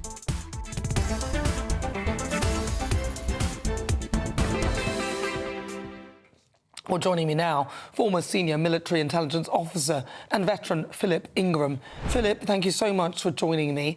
Philip, it's so important to celebrate and sort of commemorate, in a sense, commemorate our war dead. What are your thoughts? I talked about how I don't think the young people of today would be that interested in fighting for king and country. Do you get that impression? Well, it's interesting. I was at the service in Birmingham city centre today, and a large proportion of those that were marching past were from university officer training corps elements and cadets. There was a large number of youngsters from all different ethnic backgrounds marching with the veterans and with serving personnel. So I think if you get to every generation, they'll always say that the next generation is not going to be as good as we were. But actually, when the chips are down, we're proven wrong every time. So I do think the current generation, if they were put in the same circumstances, would stand up and do their duty. It was good to see as well that there were no sort of counter-star protests, no pro-Palestinian demonstrations during this day. Just this one day, nobody's saying that freedom of speech shouldn't be allowed, but it was really good to see that this day was respected. Oh, very much so. You know, those that have given the ultimate sacrifice, whether it be in conflict or at their own hand because of the demons that they've had to deal with in coming back, have done that to give the freedoms so that people can protest safely and peacefully for whatever their beliefs. And therefore, it's up to everyone to respect today and respect that sacrifice, to allow them to have those freedoms and not to hijack it for silly political reasons and to try and just get their voice out using the sacrifice that's been given by so many over so many years. We're very good at all this pomp and ceremony, but the truth is that our armed forces are depleted and a lot of veterans aren't given the kind of assistance that they need, and we don't really look after our soldiers that well. What are your thoughts on how fit we are if we were to need to go to war again? How fit are we? Oh, our military has been decimated. You know, it is not fit to fight at the moment, no matter what Chief of the Defence Staff says. You know, we've got huge recruiting problems, difficulty in manning the units and formations and equipment that we've got at the moment, a complete paucity of equipment, especially within the army. You know, the RAF is suffering huge shortages of pilots. And yet it continues to bluff itself that it's got the ability to fight. You know, the government needs to get a grip, and I hope the defence review that's coming up gets that grip, sorts the problems out that there are, and enables the military to grow properly. It's a hugely wasteful organisation, needs to be made much more efficient. And when it comes to looking after veterans, you know, the Ministry of Defence washes its hands of veterans as soon as they leave. It passes that responsibility out to the third sector, to charities. So that's why we see veterans shaking the tin to buy poppies so that charities like the British Legion can look after them after their employer has kicked them out. It then goes to the NHS. for health, but their veterans are the same priority as everyone else, every other minority group that's out there, and to local authorities. And again, they don't get a priority because everyone's got a priority. Well, listen, Philip, thank you so much for your thoughts. Really good to talk to you. That is a former senior military intelligence officer, and also veteran Philip Ingram. Thank you very much. Thank you. Well, if you just tuned in, 14 minutes after 4 o'clock, well, we've all had enough time now to digest Chancellor Rachel Reeves' controversial budget, from private schools tax rates to personal tax hikes. Has the budget surprised you? Businesses have closed and more are expected to shut shop. And all of it, this because of a lot of the hell of this budget. Well, let's speak to Head of Campaigns at the Taxpayers Alliance, Elliot Keck. Elliot, we are now beginning to see the unintended consequences, I'm suggesting, of Rachel Reeves' budget. Do you think that she was unaware of the impact that a lot of these changes would have? Yeah, that's really interesting on the point of unintended. I would sort of put these consequences into three categories broadly. So there's one, actually, I think it's intended consequences. So I think if you look at the way that particularly someone like Bridget Phillipson reacts to private schools struggling, when she sneers at them saying, oh, I'm sorry that you can't afford embossed stationery. I actually think they have an ideological drive to get private schools shut down. I don't really think they care about the revenue that they think VAT will raise, because I think they know that it won't raise any revenue. I think they have an ideological drive to shut down these private schools. I think there's probably then also the people that they just don't care about. They don't necessarily have any, harmful feelings towards them. You might say the farmers. And then I think there are the unintended consequences. I don't think this Labour government wants businesses to not invest, businesses to leave the country. I think the problem is there's such a lack of business acumen in the Labour cabinet. It just didn't occur to them that these sort of changes would occur. It's absolutely crazy, because I mean, if we look at the national insurance hike, which is only for the private sector, and then the fact that they're negotiating with TfL and ASLEF, and suggesting that they'll only be working 4 days a week, but for less hours and more money, or the same money even. It doesn't really bode well that there's a division between public and private sector. No, it certainly doesn't. In the public sector, we are literally starting to pay more for less. We are seeing tube drivers be given more pay on reduced hours. While in the private sector businesses are facing an extra £2,500, let's say, for a minimum wage employee as a result of the increase in the minimum wage and the national insurance rise. And I think that comes from the fact that there isn't a single member of the Labour cabinet that has successfully run a business. So when they think of raising the minimum wage, they think, oh, brilliant, that means a worker will make more money. And that's true. But of course, if as a result that business cannot afford that worker, they have no choice other than to lay them off. And I just don't think any of this has occurred to the Labour cabinet. Well, it's the two things together, isn't it? It's the raising of the minimum wage. It is, and the national insurance. And then it's the national insurance hike. Yeah. So what you've done is you've said to these companies they're going to have to pay more for each employer, but also you're going to have to pay more for a double whammy. Employer. So it's a double. Yeah, and at the same time, when those companies look for investors to invest in the company so that it can grow, investors now face an increase in capital gains tax, which means that, investing money is a very risky business. If you lose it, the government doesn't bail you out. Government doesn't subsidise your losses, but it does tax your gains. So not only have you increased national minimum wage, you've increased national insurance on employers. And business rates. You've also increased capital gains, which means for the investors hoping, to put their money into growing a business, that's now less desirable. So, really across the board, Labour has taken an absolute hammer to the business industry. And I don't think they even quite realise they've done it, or I don't think they realise they were doing it. But it's all coming true, I'm afraid. Well, you've got bosses of the chain Asda and other Sainsbury's, Tesco, wanting to get together, Burger because King. Obviously the larger you are, the more impactful this is going to be, because you've got more employers, more employees, so that's going to cost you more in terms of NI and, of course, the minimum wage. Yeah. So you're going to employ fewer people, obviously. Yeah. Yeah, absolutely. Or you employ fewer people, you automate more, you don't open more businesses. The Entertainer, I think, just in the last couple of days, which is a toy shop, said they're not going to open 2 more stores. Think how many people that would have employed. So, across the board, we're going to see some really negative ramifications. And yet the Chief Secretary to the Treasury this morning was saying that business essentially should just suck it up, which I just think this government has an extraordinary arrogance to the exact people that are responsible essentially for growing the economy. I mean, we've forgotten to mention the pensioners, of course, that was madness. And then, of course, you've got the farmers. Yeah. Yeah, and I think with the farmers, I don't think Labour are going after them with any venom necessarily. I just think they don't care. again, they think it's rural England. You've it's got not really our £1 part million of the worth country. of stuff, Yeah, you're I'm rich. just not sure that they care, which again, is a shocking attitude to have. And finally, the private schools, again, hit 3 times. Yeah. VAT, obviously, national insurance and business rates. They're going to be hit with all those 3 things. Yeah, absolutely. And at the same time, the parents that are scrimping and saving, and most parents that put their kids through private school really, really struggle to do it. There are some that have loads of money, they can afford it fine. Most really struggle. They're now facing a whole range of tax increases, on their meaning that they'll get lower salaries, lower pay increases, lower bonuses, lower capital gains, whatever it is. And so they're going to be struggling as well. But they would argue, the Labour government would argue that they're plugging the black hole, which was 22 billion, and then I heard it was 40. I don't know how it sort of is an extra sort of 18 billion jumped on. But that's how they would argue. They said that the economy was left to them in a very bad way. Well, the OBR have said it's actually more like £9.5 billion. We don't know whether that would have been sorted out anyway. Most of this black hole is actually because essentially the Labour Party have decided to go on a massive, massive spending binge. Oh, Elliot Keck, thank you very much. Really good to talk to you. That is Elliot Keck. He is the head of campaigns at the Taxpayers Alliance. This is GB News. We're live on TV, online and on digital radio. Next, it's time for the Great British Debate this hour. I'm asking, is Rachel Reeves' budget unravelling?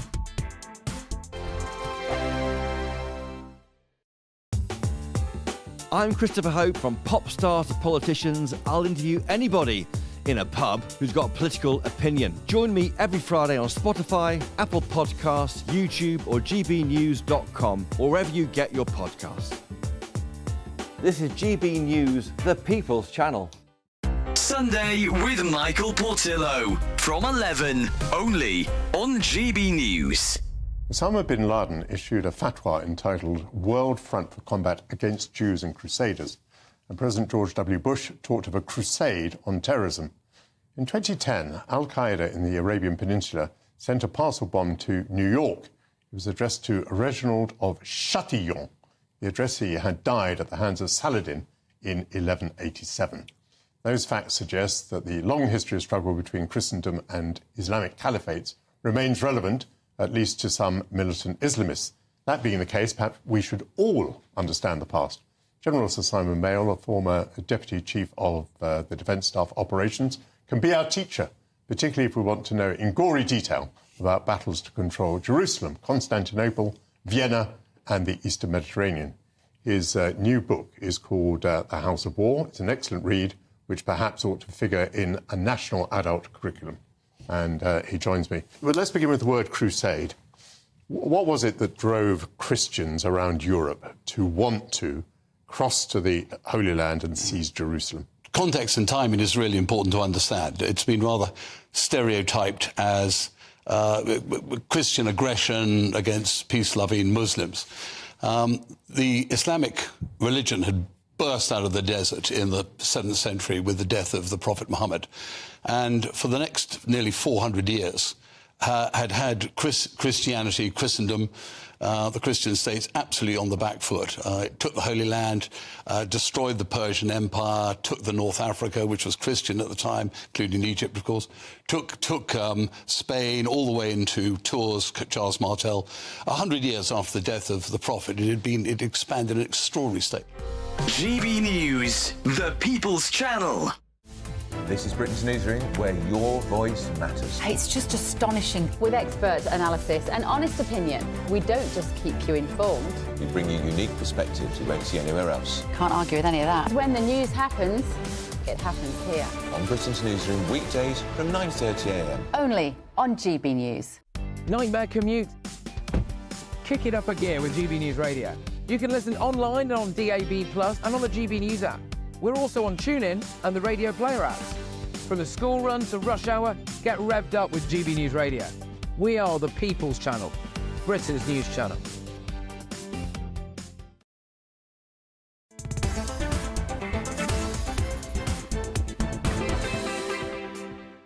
"23 minutes after 4 o'clock. If you've just tuned in, where have you been?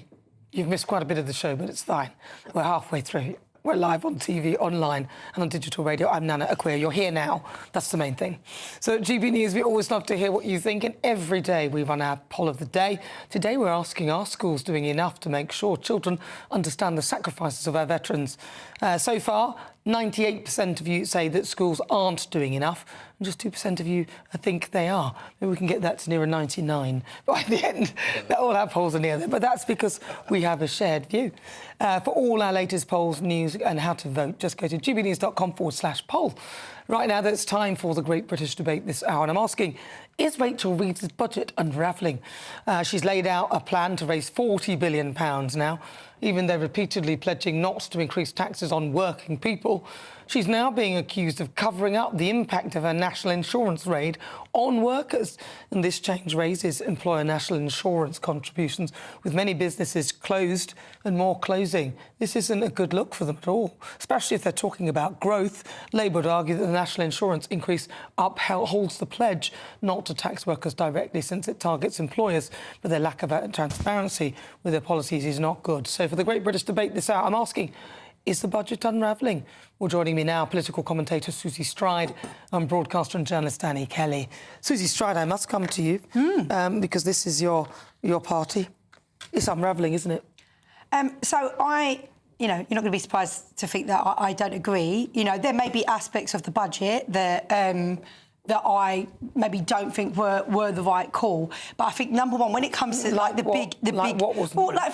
just for example, even on the farmers, I wouldn't say I'm like an expert in that area, but, if it does result in family farms closing, for me, I just think, well, that's not good, and I wonder if that's something they might, look again at. I do think we've got to look at the wider context, and I know you guys may really dislike me for saying this, but the fact is, we can't have tunnel focus here.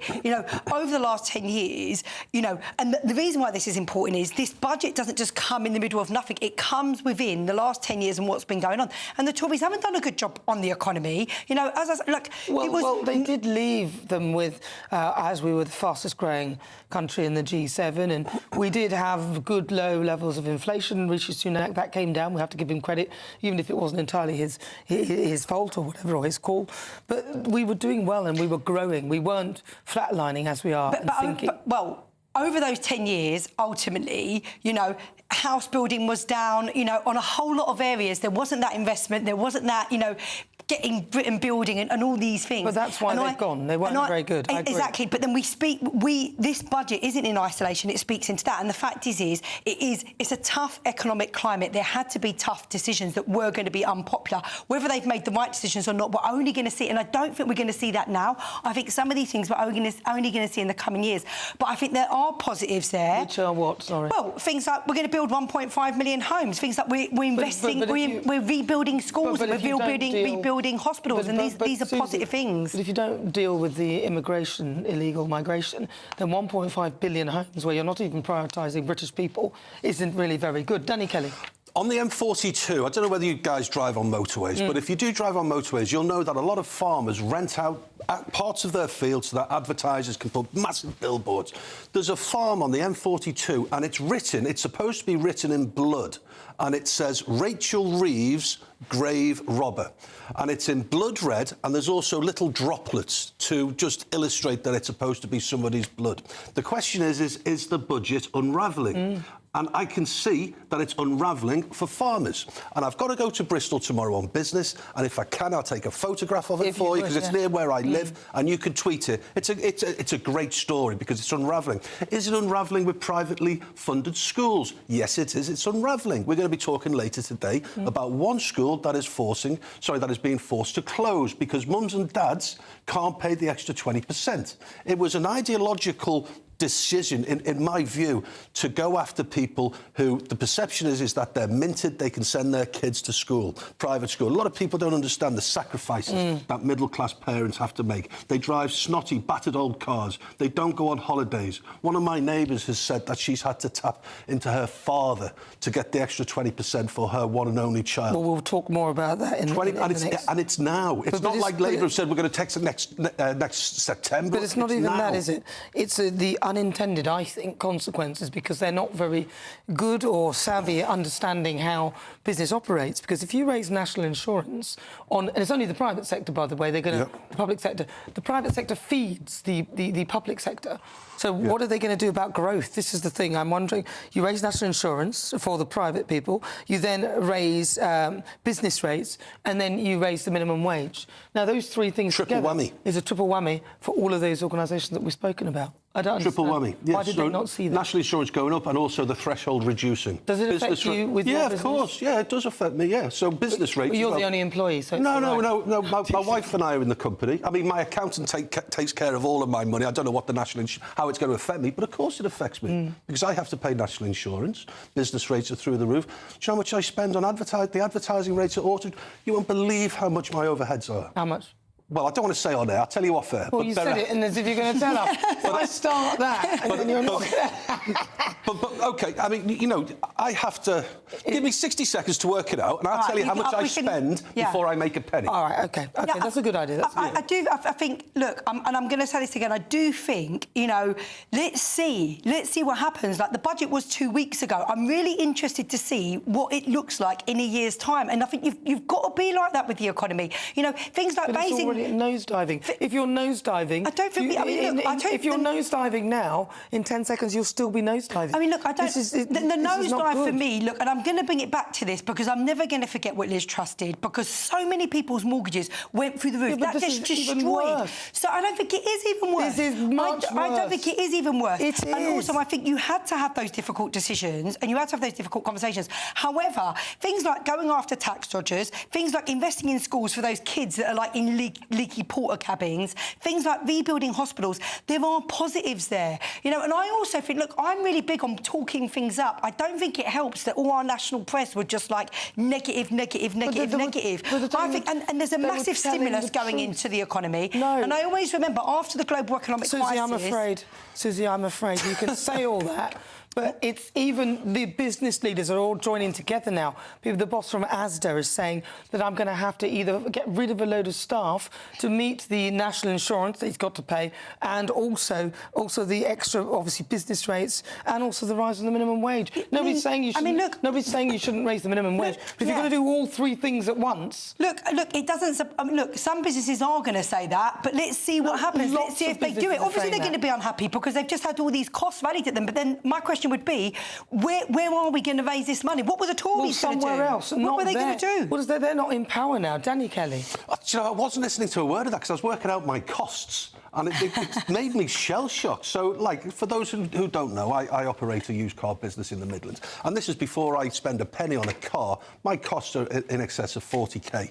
That's before I even spend a penny. Okay, advertising, things like that. And then I've got to invest in cars. And then I've got to make money on the cars. And then... So what are you going to tell us something? We're waiting for you to... Well, you asked me how much my business expenses were. And I disagree with everything she said. I wasn't listening. And he wasn't listening. Let's see. He wasn't listening, but he also runs a business, Susie. Well, listen, what do you think? GBNews.com/your say. We'd love to hear your thoughts. We'll read some of those in just a moment time. We're live on TV, online and on digital radio. Coming up, Qatar has suspended its work as the mediator in the ceasefire talks between Israel and Hamas. So what does this mean for the region? But first, let's get your latest news with Sophia Winslow.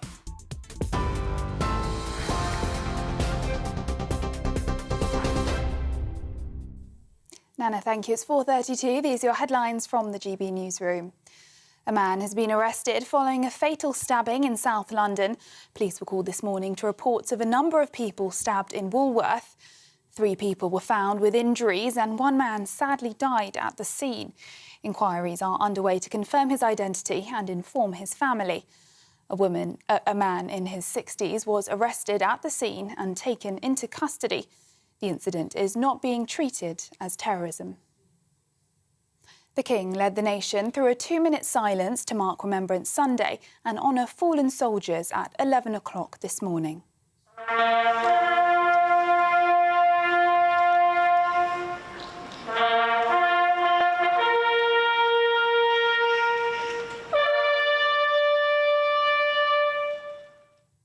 Big Ben chimed 11 times and the last post was played before King Charles, dressed in his Royal Navy uniform of the Admiral of the Fleet, laid a wreath at the cenotaph. He was joined by members of the royal family, including the Prince and Princess of Wales. The Prime Minister, Sir Keir Starmer, and the leader of the opposition, Kemi Badenoch, both laid wreaths. They were also joined by former Prime Ministers. Today is also the first time since the start of the year that the Princess of Wales, who is recovering from cancer, is carrying out 2 consecutive days of public official engagements. 10,000 veterans have marched past the cenotaph as part of the Royal British Legion's parade. To the US, where overnight President-elect Donald Trump won the state of Arizona, meaning he has now won all 7 swing states. The White House announced yesterday that President Biden has invited Donald Trump to a meeting in the Oval Office on Wednesday. It comes as the president-elect has begun appointing his top team. Last night, he shared that former Republican presidential contender Nikki Haley and former Secretary of State Mike Pompeo will not be asked to join his administration.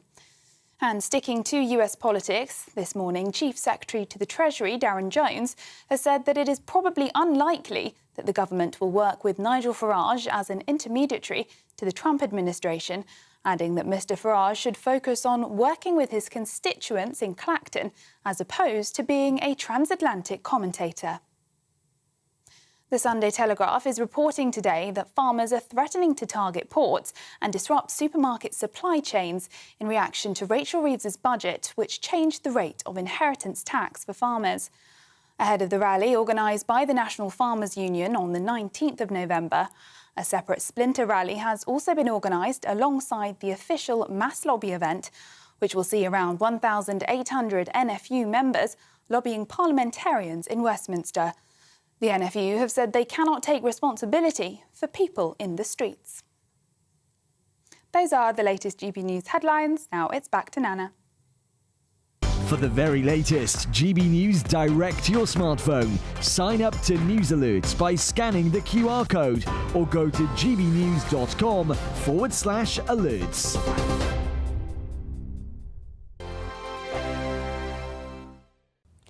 Good afternoon. Welcome to your latest GB News weather from the Met Office.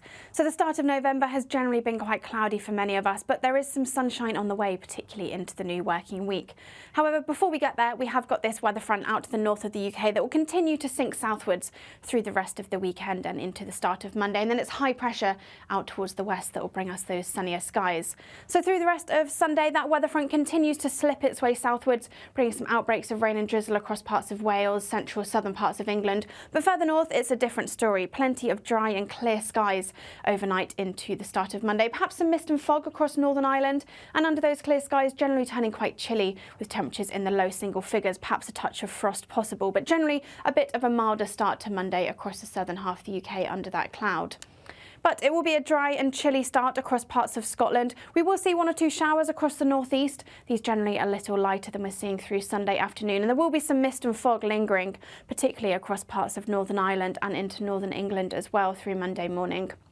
Across much of England and Wales, generally a dry and bright start to the morning. That cloud from the weather front just lingering across the south for a time. Some outbreaks of rain and drizzle first thing on Monday, but that continues to push its way southwards through early Monday morning. And then generally it's going to be a dry and bright day for most of us. Plenty of sunshine and blue skies on offer, which is a welcome change from what we've seen recently. We may see 1 or 2 showers just skirting the east coast of England. These perhaps heavy in places, but for most of us it will be a dry end to the day. And despite those temperatures around about average for the time of year, it will be feeling very pleasant in that sunshine.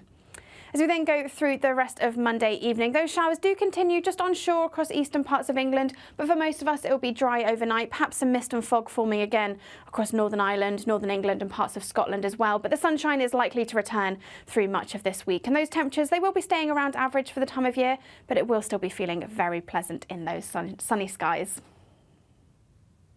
Hi there, I'm Michelle Dewberry and I'm going to take a second to tell you all about my show, Jubes & Co. We start off with the issues of the day. We then bring in both sides of the arguments. We get rid of the disrespect. And then you throw me into the mix. And trust me, I'll tell it exactly how it is. And then, of course, the magic ingredient, you at home. We mix it all together and what have we got? In my opinion, the best debate show in town. Monday to Friday, 6 till 7 on GB News, Britain's news channel. Join me, Camilla Tominey, for a frank and honest discussion with those in power that cuts through the spin and gets to the heart of the issues shaping our nation. You haven't confirmed that you want to stand as leader, but you haven't ruled it out either. This report basically says that he's not fit to stand trial. Is he indecisive? Incompetent? I deliver the dose of reality Westminster needs. That's the Camilla Tominey Show at 9:30 every Sunday on GB News. The People's Channel, Britain's news channel.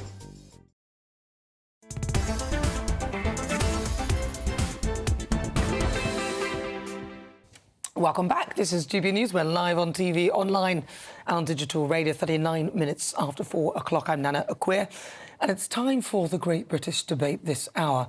I'm asking, should Rachel Reeves reverse her VAT raid on private schools? As expected, Labour introduced a 20% VAT raid in their budget, despite warnings that it could cause many of these schools to close and increase pressure on the state system. Well, it hasn't taken long as an independent school in Oxfordshire says that it's closing down due to the tax hikes. So for the Great British Debate this hour, I'm asking, should Rachel Reeves reverse her VAT raid on private schools? Danny Kelly. I think she should. I mentioned earlier on, I think it's ideologically driven. I think it's typical socialism where the proletariat are fighting with the bourgeoisie, and the bourgeoisie, or the perception of the middle class and the affluent. And I did say before the break, one of my neighbours has a son, and he goes to private school, and I think it's £1,000 a month or something, and now it's 1,200 quid a month.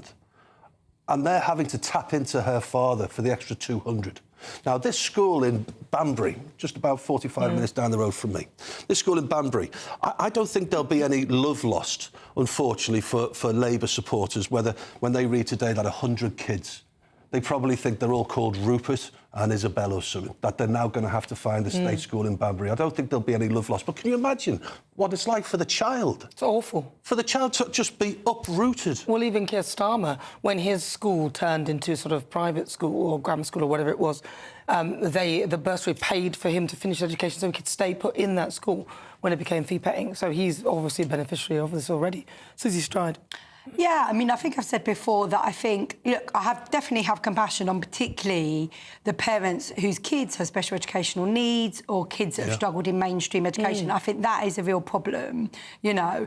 However, I mean, look, I come from education background. I worked for more than a decade in, you know, schools in pretty poverty-stricken areas, and I kind of seen firsthand how a lot of schools run and the difficulties that they have, and overcrowded classrooms, not having teaching assistants, not having mental health support, and so. But how's that going to help? For me, I hear you. Well, because they're going to obviously take the money that they've raised, because obviously what it is they're not taxing them, they're taking away a tax exemption. It's not really, and it's 0.3% of a teacher that they're going to get for each of the schools. Look, it's a difficult one because it's some people would say that it's a luxury to send, whether you agree with it or not. That's what some people would say. It's a luxury to send kids there. That's people who don't know.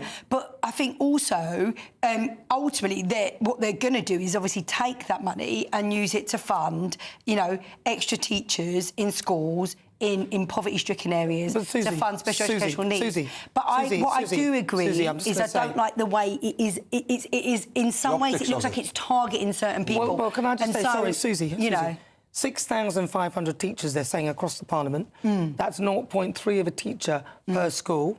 Yeah. But the other side of it is that there will be teachers who are out of work as a result of this. It's not really adding up. They're not going to make the 1.6 billion they're planning to make. So if I'm with you wholeheartedly, I used to work in schools as well. I'm with you wholeheartedly. I'd like to see all these kids getting all the best benefits and all that. But if what you're doing does not provide that, then why do it? No, I think ultimately, what does it raise? Is it like 1.3 billion? Like 1.6 billion, but look, they said it's coming ultimately, down. that money is going to be put to good use. As I say, I think it's a very difficult thing because it's not nice that in some ways it looks like it's targeting certain people. At the same time, having worked in these schools and seen, some kids that are struggling in certain ways, and there's no hope in hell that they're going to get that. Susie, I've heard all that. But I think that's important because this is the context. It's not isolated. It's within the context of 95%. Yeah, but the point I'm making is that what they're doing will not raise the money to fix those things that you're talking about. If the full education budget is 116 billion, right? So 1.6 billion or 1.4, whatever it is, it's a drop in the ocean. It's not going to fix the problem that you're talking about. Well, there needs to be, I know somebody who's got their kids at one of these state schools, and because the state school isn't within the vicinity, because there aren't any spaces, the council pay for taxis for the kids to be taken to the schools. So what's going to happen with some of these kids who come from these private schools who don't have a school that can accept them nearby? The council have to pay or have to get them to these schools. It's not going to work. It's not going to work. And those taxi contracts, by the way, they're not cheap. Well, it's £1,500. He's told me it's £1,500 a month. A month for the taxi contract? For one child. Wow. Not even two children going to the same school, one child for one. You see, they're saving money with that hand and they're spending more dough with that hand. Yeah. You know, it's not how you run a business. But it's not going to work, We're going to save money, but it's going to cost 1,500 nick to take that kid to school. You know, it's mental. And the thing is, you're asking, is it unravelling and will she do a U-turn? What's going to be really interesting is that Starmer said that this is, or Reeves said, that this is the first and the only painful budget. I'm paraphrasing, words to that effect. Yeah. There's a £22 billion mythical or mystical black hole. Now. OK, so what will be interesting is when this black hole is filled with dough, are they going to U-turn on the 20%? Because the 20% is a short-term fix or a short-term measure to repair the £22 million black hole. Once that black hole has been repaired, do they then start U-turning on things? Like the farmers, for example. OK, 20% back off the privately educated. They're not going to do that. No one ever does that. Well, it's the insincerity of it all. I think when it comes to education, and I'm sorry if this comes across idealistic, but look, I visited Norway a few years back, and it's fascinating their schools because it's like a carpenter's kid goes to school with a banker and a lawyer's kid, and I love that, and I love that kind of mixed communities, and I think ultimately in this country, I'd love to see the day, and I'm sorry if it sounds frustrating, where irrespective of your parents' background, go to the same school. I'm going to have to find out from our Great British Voices what they think, because this show's nothing without them. Let's welcome our Great British Voice, their opportunity to be on the show and tell us what they think about the topics we're discussing. John Reid from Kidderminster, what's your thoughts on this? Does Rachel Reeves need to reverse this? Is it totally unfair? Yeah, Nana, I'm totally torn on this. It's a really good topic. Thanks for raising it. For once, I'm very, very sympathetic to what Danny's saying.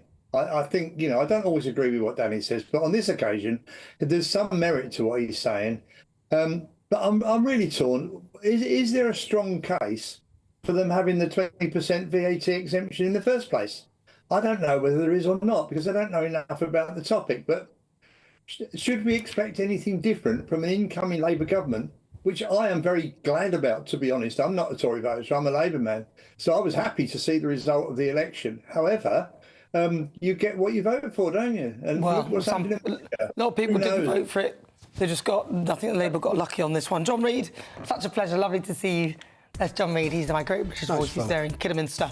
Right, well, you're with me. I'm Nana Akua. Coming up in the next hour for the Great British Debate, I'm asking, is it last chance saloon for the NHS?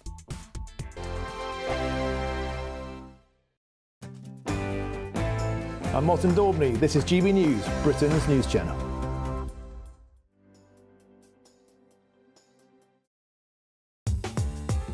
I'm Christopher Hope. From pop star to politicians, I'll interview anybody in a pub who's got a political opinion. Join me every Friday on Spotify, Apple Podcasts, YouTube or gbnews.com, or wherever you get your podcasts. This is GB News, the People's Channel. GB News Breakfast, every day from 6 a.m. What do you think?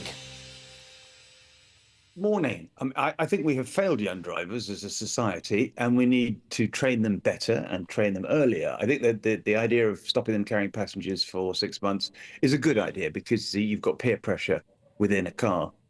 So yes, but I think graduated licenses are really difficult. You've got what we call the 3 E's, which is education, educating kids to drive earlier, and engineering, which is making roads better and safer, and then comes enforcement at the end of it. So I think we're failing in these two first ones, the education and the enforcement. I put my kids, all three of them, through a thing called Young Driver, which allows under 17s to drive on private land with ADI instructors and learn the craft of driving and all the below the dashboard stuff and hazard awareness long before they try and do this very compressed period of time to learn about driving. I think we're failing them. So I want to see it in schools, and I want to see them being taught much, much earlier. Nobody's actually pointing the finger of blame, I think, at the young driver, but maybe young drivers don't understand how different it is. You feel you can drive, you've passed your test, and then a load of your friends get in the back, and suddenly the mood is different, the pressure on you as a driver is very different, showing off, just larking around and having a great time. Aisha, how do you feel about the fact that clearly young drivers do need to be protected almost from themselves, don't they?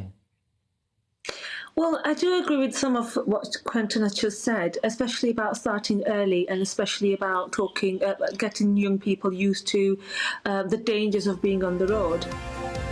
GB News, the People's Channel.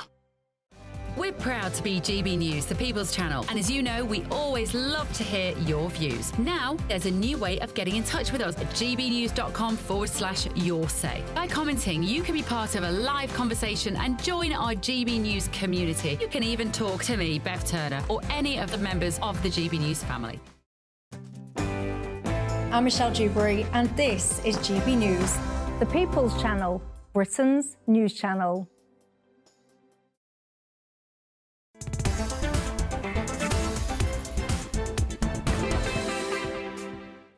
Good afternoon, you're with GB News. I'm Nana Akua. We are live on TV, online and on digital radio. It's fast approaching 49 minutes after 4 o'clock.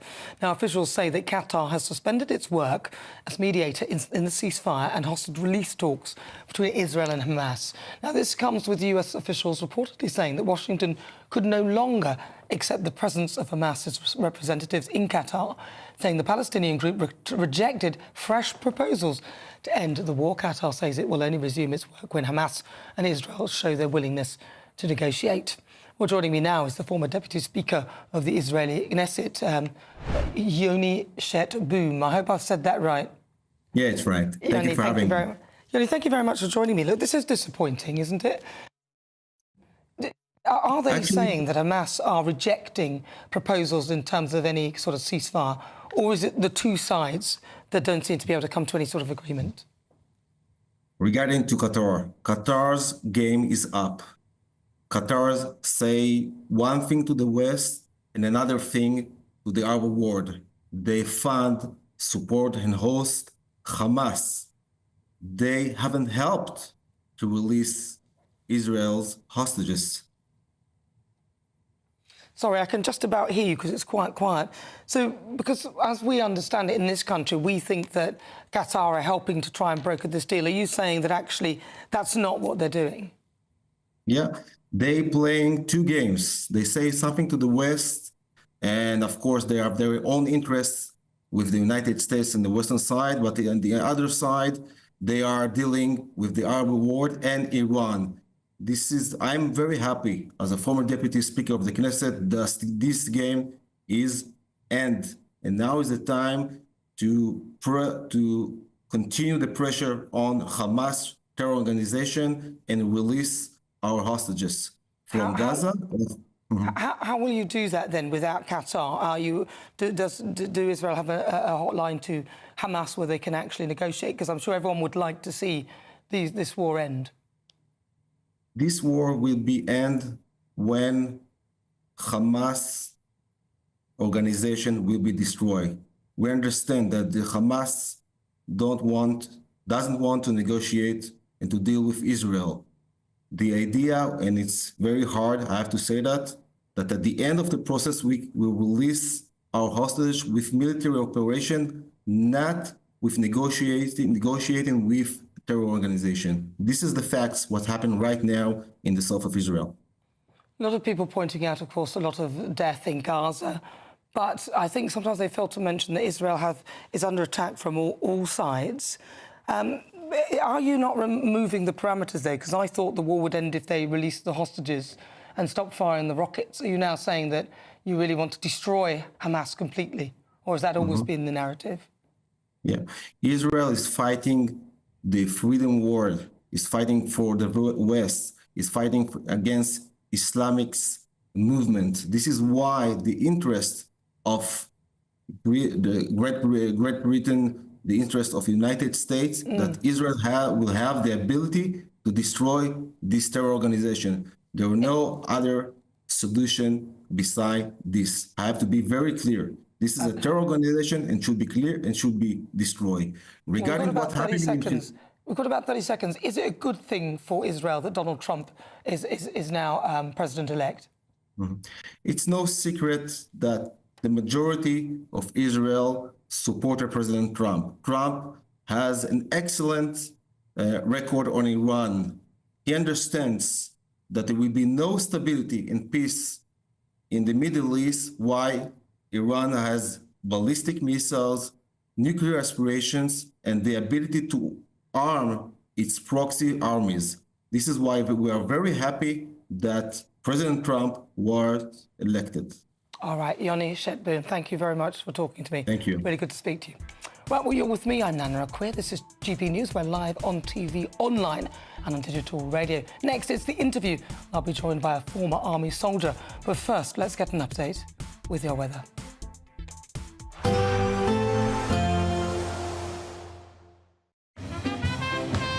There will be a light breeze in the morning, leading to a warm front. Boxed heat pumps, sponsors of weather on GB News. Good afternoon. Welcome to your latest GB News weather from the Met Office. So the start of November has generally been quite cloudy for many of us, but there is some sunshine on the way, particularly into the new working week. However, before we get there, we have got this weather front out to the north of the UK that will continue to sink southwards through the rest of the weekend and into the start of Monday. And then it's high pressure out towards the west that will bring us those sunnier skies. So through the rest of Sunday, that weather front continues to slip its way southwards, bringing some outbreaks of rain and drizzle across parts of Wales, central southern parts of England. But further north, it's a different story. Plenty of dry and clear skies overnight into the start of Monday. Perhaps some mist and fog across Northern Ireland. And under those clear skies, generally turning quite chilly with temperatures in the low single figures. Perhaps a touch of frost possible, but generally a bit of a milder start to Monday across the southern half of the UK under that cloud. But it will be a dry and chilly start across parts of Scotland. We will see one or two showers across the northeast. These generally a little lighter than we're seeing through Sunday afternoon. And there will be some mist and fog lingering, particularly across parts of Northern Ireland and into northern England as well through Monday morning. Across much of England and Wales, generally a dry and bright start to the morning. That cloud from the weather front just lingering across the south for a time. Some outbreaks of rain and drizzle first thing on Monday, but that continues to push its way southwards through early Monday morning. And then generally it's going to be a dry and bright day for most of us. Plenty of sunshine and blue skies on offer, which is a welcome change from what we've seen recently. We may see one or two showers just skirting the east coast of England. These perhaps heavy in places, but for most of us it will be a dry end to the day. And despite those temperatures around about average for the time of year, it will be feeling very pleasant in that sunshine. As we then go through the rest of Monday evening, those showers do continue just onshore across eastern parts of England, but for most of us it will be dry overnight, perhaps some mist and fog forming again across Northern Ireland, Northern England and parts of Scotland as well. But the sunshine is likely to return through much of this week, and those temperatures, they will be staying around average for the time of year, but it will still be feeling very pleasant in those sunny skies. We'll see a cold snap, which will quickly develop into a warm front. Boxed boiler repairs, sponsors of weather on GB News. There's only 2 weeks remaining to win Christmas on Us this year.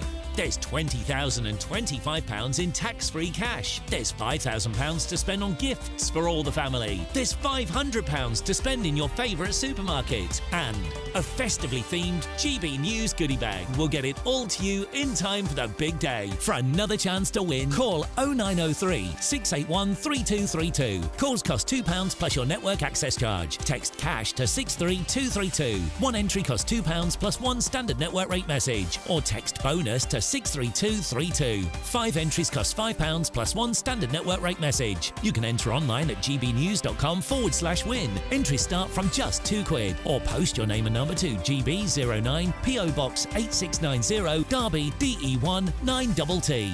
UK only. Entrance must be 18 or over. Lines close at 6 p.m. on the 22nd of November. Please check the closing time if listening or watching on demand. Good luck. Why go out on a Friday night when Friday night comes straight to your home? Talking about? Join me and my A-team of top pundits. Chemistry, Tonight is electric. As we tackle the big stories of the day with wit, insight and fearless energy. Man of the people. It's all vibe. Just a filing cabinet on wheels with a tie on. So, order in Friday Night Live with me, Mark Dolan, every Friday at 8, only on GB News, the People's Channel, Britain's news channel. Hi there, I'm Michelle Dewberry and I'm going to take a second to tell you all about my show, Jubes & Co. We start off with the issues of the day. We then bring in both sides of the arguments. We get rid of the disrespect. And then you throw me into the mix. And trust me, I'll tell it exactly how it is. And then, of course, the magic ingredient, you at home. We mix it all together and what have we got, in my opinion, the best debate show in town. Monday to Friday, 6 till 7 on GB News, Britain's news channel. It's Patrick Christie's Tonight, and here we do things differently. It's explaining the absolute madness of this, doesn't it? It's explosive. I mean, this is very good. It's lively. 850. Your government sat there, Sean, and it did nothing. It's controversial. And the Middle East has been in turmoil since before I was born. It's everything you need to kickstart your evening. Everyone's had their Weetabix tonight. I love to see it. That's Patrick Christie's Tonight, weeknights from 9 p.m. Only on GB News, the People's Channel, Britain's news channel. Welcome to State of the Nation, daily plunge into the stories shaping our country. I'm Jacob Rees-Mogg, and Monday to Thursday we bring you the insights, the facts, the truth about how our country is being governed. Because what happens in Downing Street matters down your street. Tune in to State of the Nation every Monday to Thursday, 8 to 9 o'clock. Only on GB News, the People's Channel, Britain's news channel.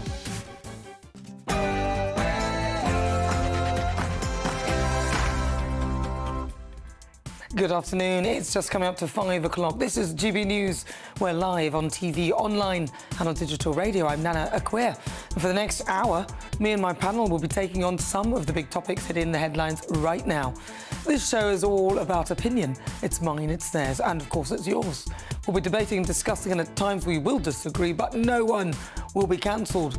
So joining me for this next hour, political commentator Susie Stride, and also broadcaster and journalist Danny Kelly. Well, today, of course, is Remembrance Sunday, and at 11 o'clock this morning, the country, led by His Majesty the King, paid tribute to fallen soldiers. Throughout the show, we will remember those who gave their lives for our freedoms. Then, for the great British debate this hour, I'm asking, should Sir Keir Starmer use Nigel Farage to broker a trade deal with Trump? The Reform UK leader has offered to become a middleman between the UK and the US, saying that it is in the national interest. However, the Labour Party said it's unlikely to accept his offer. Up right now is a poll on X asking you that question. Please vote, cast that vote. Then, for this week's interview, I'll be joined by former soldier Aidan Reid. He was born in Azerbaijan in 1986, navigated a complex journey to find his place in British society and survived a brutal attack at the age of 20. We'll get the whole story from him in about 15 minutes. But before we get started, let's get your latest news with Sophia Wensler.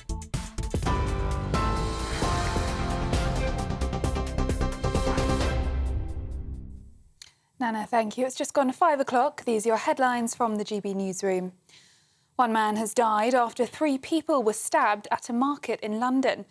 Police were called this morning to reports of a number of people stabbed in Woolworth. 3 people were found with injuries and 1 man sadly died at the scene. Inquiries are underway to confirm his identity and inform his family. A man in his 60s was arrested at the scene and taken into police custody. The incident is not being treated as terrorism. The King led the nation through a 2-minute silence to mark Remembrance Sunday and honour fallen soldiers at 11 o'clock this morning.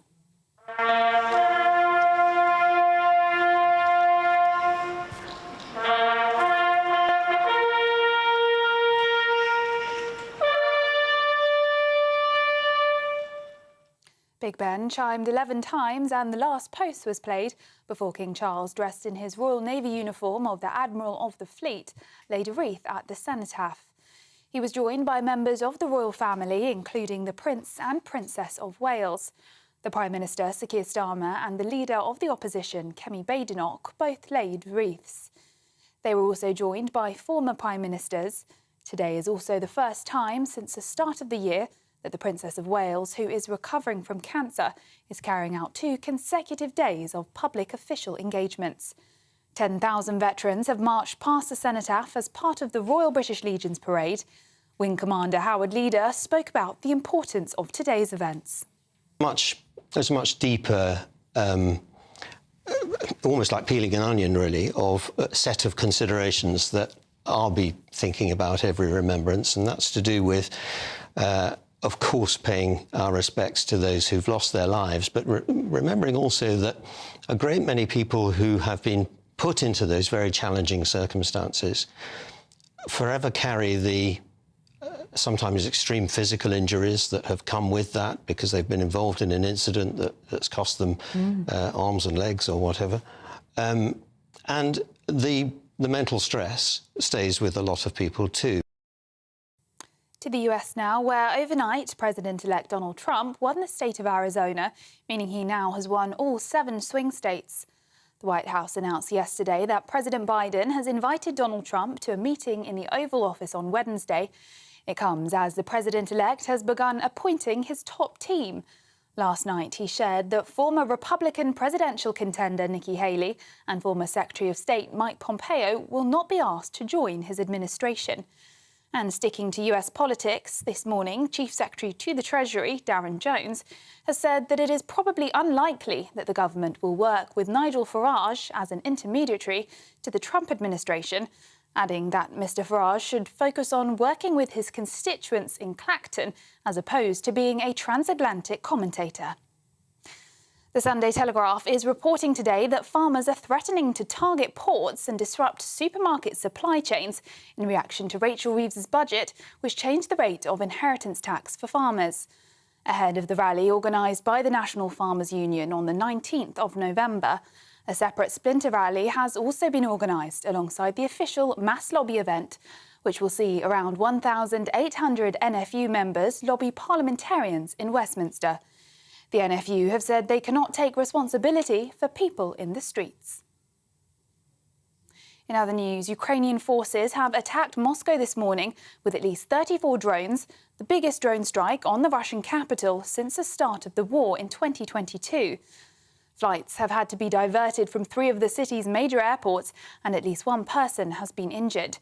Russian air defences have reportedly destroyed 70 Ukrainian drones this morning over 6 different regions. Ukrainian forces say that they attacked an arsenal, which resulted in at least 8 explosions and a large fire. Yesterday, a Russian airstrike hit Odessa, where 2 people were injured. And riot police in Amsterdam have broken up a banned pro-Palestine protest following clashes this week involving Israeli football fans. Hundreds of demonstrators defied the ban to gather in the Dutch capital's Dam Square, chanting demands for an end to violence in Gaza and free Palestine. But police moved in, instructing protesters to leave, and several people were dragged away. The 3-day ban was imposed by the court from Friday after attacks on Israeli supporters following a football match. Those are the latest GB News headlines. Now it's back to Nana. For the very latest GB News direct to your smartphone, sign up to News Alerts by scanning the QR code or go to gbnews.com/alerts.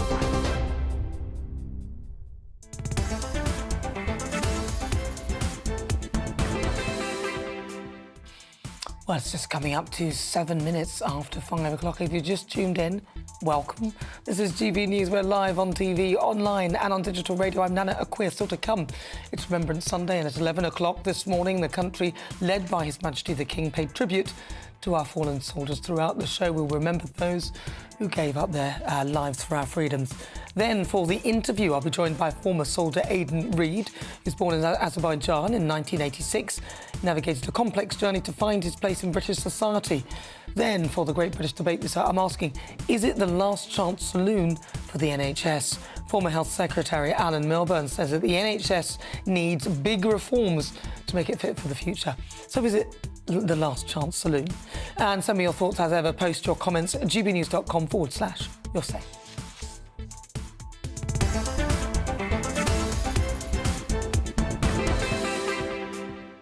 And as ever at GB News, we do love to hear what you think. Every day we run our poll of the day. Today we're asking, are schools doing enough to make sure children understand the sacrifices of our veterans? And let's get the final results. Stayed the same throughout. 98% of you say that schools aren't doing enough, and just 2% of you say they think they are. Thank you for all of that. And as ever, go to gbnews.com/poll if you want to keep up to date with all the polls that we have here on the channel. But of course, today is Remembrance Sunday. The King has led the nation in a 2-minute silence at the Cenotaph this morning to mark the armistice of the First World War and all the other conflicts involving Britain and Commonwealth forces. And members of the royal family and senior politicians lay wreaths during the National Service of Remembrance in Whitehall. The Royal British Legion Veteran Parade also saw 10,000 veterans march through the streets of the capital as services continue to take place across the country. Well, joining me now is former Labour Party candidate Susie Stride and broadcaster and journalist Danny Kelly. Danny Kelly, I'll come to you first. Very important day. Yeah, I was watching it. Immaculately observed as well. I was saying to Susie before the break, I always worry that some loony's going to try and get past security, wave a Palestinian flag, free Palestine, and ruin the sacrosanct that is the 11th. I know it's the 10th, but it's Remembrance Sunday, and just ruin it because it's something that is so sacred to us as a nation. And I was just so grateful that silence was observed immaculately. You know, my father's brother was a tank commander in the Second World War, and he was very badly injured. He made it back to Liverpool and he went on to a different career. But he was a military hero. My father served in the actually near Palestine in the Suez crisis in the 1950s. So my family is a military family, if you like. So it's something that is very sentimental to me, my father, and all of our friends and families, you know. So it meant a great deal. And it was great that it was immaculately observed. And I wonder how it was observed around the country as well. There were apparently in Birmingham, which is near to where I live, apparently there was a counter-protest. I mean, how can you have a counter-protest when Remembrance Sunday isn't a protest? And that's what I was fearful of. You know, the Free Palestine mob ruining it. Yeah. Well, they stayed away, respectfully. And that's good. Susie Stride. Yeah, I mean, similar. You know, my granddad was in World War II. My great-granddad was in the trenches. So we had a little service at our church today, you know, and I was just thinking of them and, like, the sacrifice that these people... And I think it's so important. It's honouring the sacrifice, but it's also that unity thing that, you know, everywhere across the country, we stop and we do this and we honour those 2 minutes and we remember the sacrifice. Obviously, there's more recent wars, but particularly for me, I think of those 2 world wars. And I think it's also important because it reminds us of actually the horror of war, you know, and I think there's a gratitude thing there, which is why I think this poll is really important that GB News is doing, because I think it is so important that we do educate young people, not in a patronising way, but actually for their benefit. You know, what it could have been like if people didn't take that sacrifice, what this country could have been like, and actually that gratitude, we know gratitude is generally good for people anyway, you know, it's good for your mental health, but it is so important to have that perspective that, you know, our brothers and our dads aren't going off to war. And actually now it would have been mums and sisters as well. And so I think it's so... I'm really big on this. I think it's so important. Well, Benny B has been in touch, said, I was thinking about all those men and women from 2 world wars who suffered in silence with what we now call PTSD. They were the greatest generations this country has ever seen.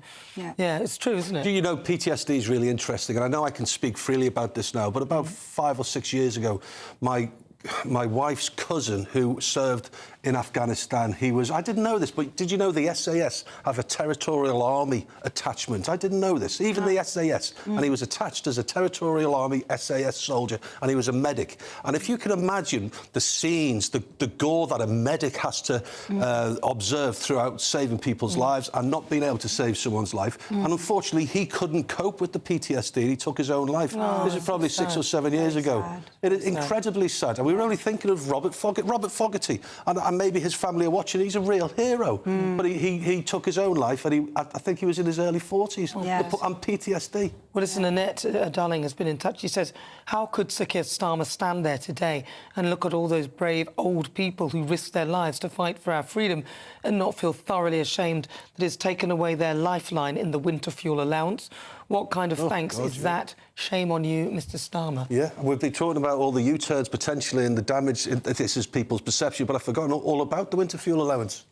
I think, I mean, we are introducing something that's not been introduced before, though, which is like housing for veterans, which I think is going to be really, really important. That's a great concept. Yeah, well, Keir Starmer's doing that. So, I mean, like, on the one hand, people can be critical, but on the other hand, it's really important to acknowledge that's a big thing. We've never had it in this country. No. Keir Starmer's introducing that. Yeah, and also recently as well, only the last couple of years, maybe 18 months, the Labour, whenever you do an interview with a Conservative member of Parliament, they've always got the Union flag behind them. And Labour have introduced that because they understand that to be patriotic is not a negative thing. No, I think we've got to be... Look, I think you said it earlier, we live in the greatest country in the world. Oh, you know, if you live in another country, you can believe it, but we believe it about our country.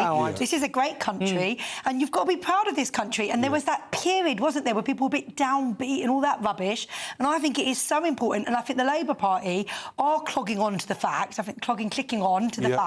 particularly, you know, people from my background, if you're, well, whatever, I'm more middle class now, but, you know, let's be proud of our country, let's be proud of British values. Go to another country and you don't have democracy, you know, you don't have the rule of law, we have some of the lowest levels of corruption in this country. You know, it's that cute, you know, they say British people never pushing in a queue. It's those small little things, you know, the way that we care, dignity for the old, you know, all these things that we have, we take for granted. And I will never, if there's ever that someone says they, you know, they heckle about our country, I'm like, no, sorry, you know, this is a great country, and you're right, we need to be patriotic about it. Well, listen, lots of you have been getting in touch on all the topics we've been talking about today. So Adrian said, when we were talking earlier about Trump and Nigel Farage, whether he could be used by Sir Keir Starmer to become sort of middleman with regard to some of the trade deals.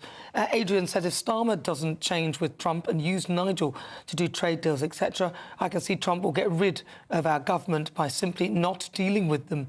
Starmer's Labour government would have to go because we rely heavily on America, and there would be a complete no-confidence vote in them. Well, yeah, but there's one problem there. They've got a massive majority, and they ain't going anywhere soon. That's the way it is, isn't it? Big majority, 4 more years guaranteed, and I'll be really keen to find out how Labour, if they are maybe having to adapt to what's happening on the other side of the Atlantic, and how normal working class people feel about being preached at about certain ideological things that really just, it's almost bordering on flat earthery. You know, when someone says a man could become a woman and a woman can be, that's flat earthery as far as I think it's a really interesting point around this thing about sometimes you have people in the political class, do you know what I mean?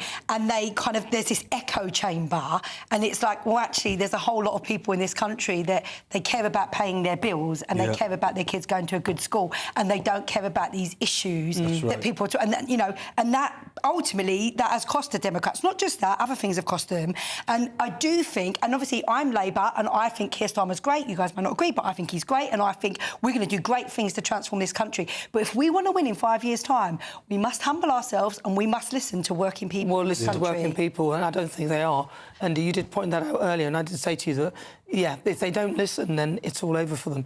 Michael says this government has done exactly the same as Blair's government did in the 1990s by promising to build 300,000 houses for those in need.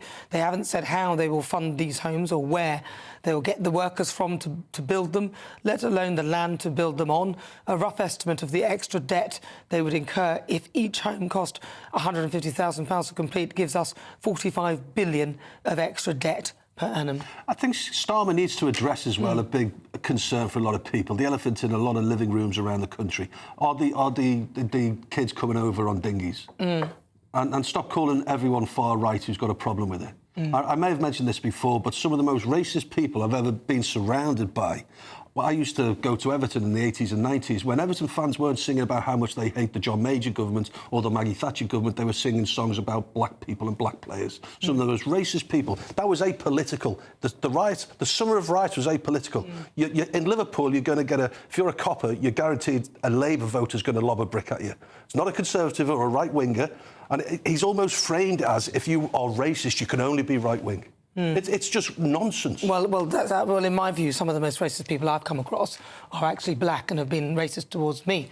So I'm well aware of that. You don't fit into this. Well, I don't fit into the stereotype of the whatever. I think I'm in blackface or something is what they call it. Yeah, I mean, I think... That was the comments from Dawn, but, well, the retweet that she made. But let's be honest, a lot of her rhetoric has been on that side of the argument anyway. Yeah, and I just think... I mean, I just don't agree with any of that kind of rhetoric. I just think, you know, I mean, ultimately, we've got to do something about the level of discourse in this country, some of that public... We were talking before about Twitter, and I'm barely on Twitter anymore because of some of that. I'm not on it. And actually, we need to raise the bar. And actually, you know, let's just say, well done, Kemi Badenoch. You know, whatever background you've come from, well done. You're the leader of the opposition, and we don't need to get into like throwing mud. Well, I think the problem they have with their argument is that the idea that black people are oppressed, but then you have the Tory leader being a black female. So now the only way that argument can still hold water is if this black person is actually really white in disguise. Yeah. Otherwise, it doesn't work. Otherwise, saying black people are oppressed when you've got the leader of the Conservative Party as a black woman and many other high-profile black people,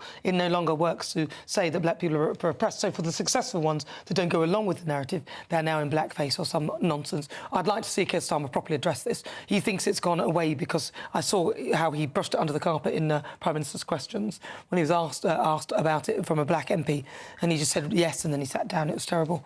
But listen, stay with us. This is GB News, because next it's the interview. I'll be speaking to a former soldier, Aidan Reid. Stay tuned, that's next.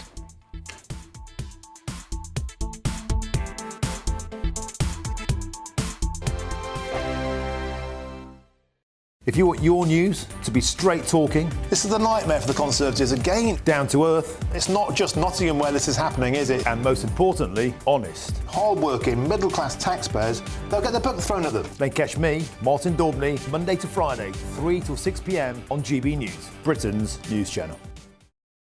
Sunday with Michael Portillo from 11, only on GB News. Restaurant St. Bart's executive head chef Johnny Crowe creates ramen with a British twist, using only the finest UK-sourced produce. As the only restaurant in London to hold both a Michelin star and a green Michelin star, St. Bart's emphasises sustainability and the diversity of British ingredients. Johnny joins me now. Johnny, congratulations on having these 2 Michelins. How do you get a Michelin green star? Probably a better question for the inspectors, but I mean, I think it's down to a lot of hard work. What hoops do you have to go through? So I think it's working every day on it. The sustainability isn't something that you just achieve and then therefore you have it and you can sort of relax. It's about every day trying to be better, trying to make a restaurant and a business that is overly sustainable. So what things do you do to make it sustainable?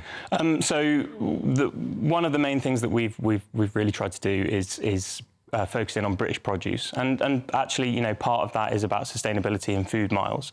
A massive part of it for us was also about sort of helping the British economy and the farming economy and our fisheries as well.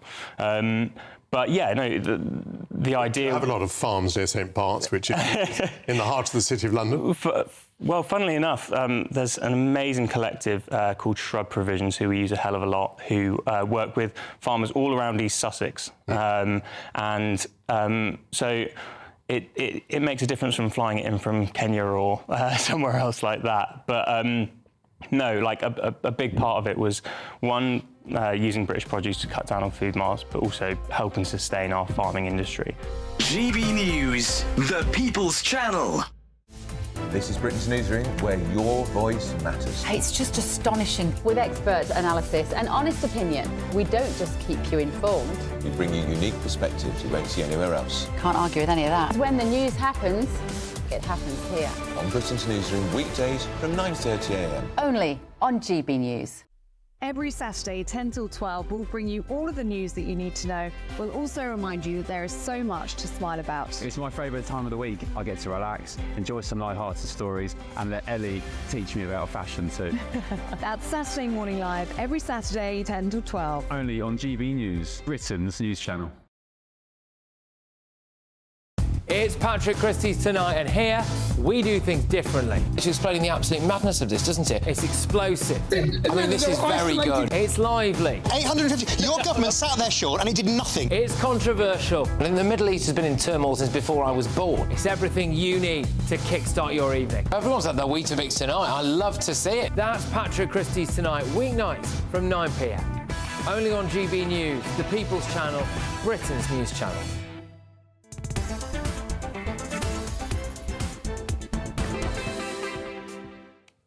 Good afternoon. 22 minutes after 5 o'clock. This is GB News. We're live on TV, online and on digital radio. I'm Nana Akua, and it's now time for this week's interview. Now, Aidan Reid was born in Azerbaijan in 1986. He navigated a complex journey to find his place in British society. His British society, his family moved to South London when he was 14, where he faced cultural and language barriers. A very life-changing event occurred at the age of 20 when he survived a brutal attack, which marked a turning point, leading him to join the Royal Regiment of Fusiliers a few years later. Aidan's time in the army solidified his pride in his Turkish and Azerbaijani heritage and clarified his beliefs. His life reflects a commitment to both cultural identity and peace, deeply informed by his heritage and experiences in the UK. I'm very pleased to say that Aidan joins me now. Aidan, welcome. Right, how you doing? Good, thank you. See, Aidan, I was talking about this. How old do you... Ask the people, how old do you think Aidan is? How old do you think he is? Go on. Somebody at home says 25. Yeah, no, you're nowhere near it. No, how old are you? Go on, tell me. I'm 38, I'm 38. 38? Yeah. Oh, my goodness, you look so much younger than that. Thank you, I appreciate that. Pleasure. And? Well, I guess it's all to do with the diets. No, you're supposed to say I look good as well, man. Come on, man. Oh, I didn't... We rehearsed. Sorry, I'm not really... Yeah. That was not a part of the rehearsal. You missed it the first time. Well, I'm here being interviewed. Right, Aidan, so let's talk about this. Yes. Remembrance Sunday today, of course, a very important day. Talk to me about your experience and why you got involved with the army and what your background was like. Well, generally, I joined the army because I'm a naturally adventurous person, so I needed challenging myself, and I thought there was other elements that contributed to me making that choice. However, it challenged me mentally being in that environment, and I wanted to see if I could handle myself. And I think I did okay. So it's mentally and physically challenging, but mostly to do with the mental challenges that army has to offer. And if you're able to sustain yourself under those pressure circumstances, you should be okay going forward in life. Well, you seem to do okay with it. So you were born and raised in Azerbaijan, the land of fire. That's right. And of course you lived there until you were 14. Yeah. But then you came to South London. Why did you guys come to South London? I don't know. I never really asked this question to my parents, but you know, parents have authority where we're from, so I don't question my parents' decisions. So they chose to migrate to the United Kingdom, and then I came along with them, as I would. And then I was placed in South London, you know, where Stephen Lawrence got murdered. Just a couple miles away from there. I went to Kibble School. There was a lot of challenges because children couldn't just conceptualise that my existence would actually exist. What do you mean by that? My blonde hair, blue eyes, my Turkishness, I have an Arabic name. I was fluent in my own language. Obviously, I couldn't speak English. Obviously, I'm not practising Muslim, so all these elements contributed to my identity, but they couldn't handle that. They just wanted me to be part of their community or their environment. But what's wrong with that, though? Somebody wanting you to be part of their community environment. Did they want you to change how you were? Well, yeah, of course, they were challenging my identity, and I don't appreciate that because my identity is an integral part of who I am. And that means I have to betray my ancestors and my parents and so on. I mean, my grandfather was born in 1910. My grandma was born in 1923. There's a lot of history behind me, so I can't just betray them just because I migrated to one place to another. And human migrated over the period of time for a long time, so there's no need to just betray your own ancestors because you migrated to someone else. Is that how you see it? Well, yeah, because I speak my own language, I have my own culture, I have my own name. Obviously, all the children in my family, they still speak the language of the land, and therefore we're taking that forward. Obviously, I'm multilingual, so there's a lot of people on the planet. But I choose to remain with my own self because when I was in the army, they would question my identity because my name and they couldn't pronounce it or whatnot. But it depends how they approach me in that regard. But there was no really major challenges in the army in regards to my identity. It was pretty swift. So talk to me about your thoughts on Remembrance Sunday. And there's a lot of people died in Remembrance Sunday, but majority of them were soldiers, right? And there was a lot of people in Turkish Empire also died. There was a lot of people in France and Germany. There's a lot of people died, Russians. So it's nice to remember people that have died for a reason. Sometimes I don't know what that reason is because I'm very intricate into the details of all wars, so I need to understand how and why it happened. But it's a Remembrance Sunday, so it must be remembered because obviously my ancestors lived through that. So as you also as somebody else's who are part of this war, should I say, because it was on multiple continents, the war was. Now, what happened to you when you were 20? Because I heard you were brutally attacked. What happened? I was participating in unfavourable activities in life, and somebody sliced my throat and tried to murder me. Oh my God! But it was an event that kind of challenged me because the way I see it is like that really made me. I just know I've got something there. Because they sliced my throat. But I was driving the car, I stopped the car, and I looked to my right, and the first thing was that they sliced my throat, and then they went to stab me in my chest. Somebody sliced your throat. What were you doing, can you say? Why? I was participating in criminal activity, so they wanted something from me. So, technically speaking, I put myself in a situation with somebody giving someone an opportunity to take something from me, which was trivial in regards to what it was, but my life taken different toll from then on. So how did that affect you? It was a couple of years of mental recovering, because that required that. Not so much the physical recovering of it, but it was all right after that. I was okay. It kind of made me... I just believe that being in the army just made me, because I fit right in, you see. I mean, if you know anything about Turkish people, we are known to be the warriors. So, I mean, I'm happy to say that. I'm arrogant enough to state that statement. I thought it was African women, actually. It depends which part of Africa. It's a big continent. Africa. Yeah, maybe a big continent, but, you know... Well, although I'm a Geordie as well. So are you? I'm a Geordie, mate. Are you, Raji? I'm very proud of my Geordie heritage as well. I was born in Newcastle. Are you? Yeah, I was. Love it. Are you friends with Shomi? What's it called? What's the... I forgot his name. No. No, he's played for Newcastle, but it was a proper... see, I'm not very good with my football now. Oh, right, sadly. no problem. Don't worry I'm not very good with that. So what would you say to young people now who see... Because obviously, I think the army has changed a lot in that before, I think soldiers were held in such high regard. But now, no, I don't see any young people wanting to do that. Well, it's all to do with the guidance from home and the environment that the people are in, and also the narrative that's being promoted to the people in the country. I mean, if you're not really... accepting your own ancestral history in the way that it is, and not even regardless. I've got a bloody history too. You know, we killed 1 million people just straight up, and I know it. So it doesn't mean I have to be embarrassed or ashamed a bit about it. And also, you can't hold your people guilty based on the crimes of your ancestors. No, that's how far are you going to go forward with that if you keep letting people holding you guilty on that regard? So all these narratives that's being promoted to young people in the country and the society is going to have a detrimental impact on the youth, because they're losing hope, they're losing direction, they don't know where they're going. And also the guidance that they receive at home, what kind of guidance they're receiving at home, with certain elements that doesn't exist. All these things come into play and they contribute to that development of a child. Well, listen, Aidan Reid, we've run out of time. It's really good to talk to you. Thank you very much. Thank you. Cheers. Thank you. That is Aidan Reid, who's a former soldier. Well, you're with me. I'm Nana Akua. Still to come, my Great British Debate this hour. I'm asking, is it last chance saloon for the NHS? You'll hear the thoughts of my panel, Susie Stride and Danny Kelly. But first, let's get your latest news with Sophia Wenzel.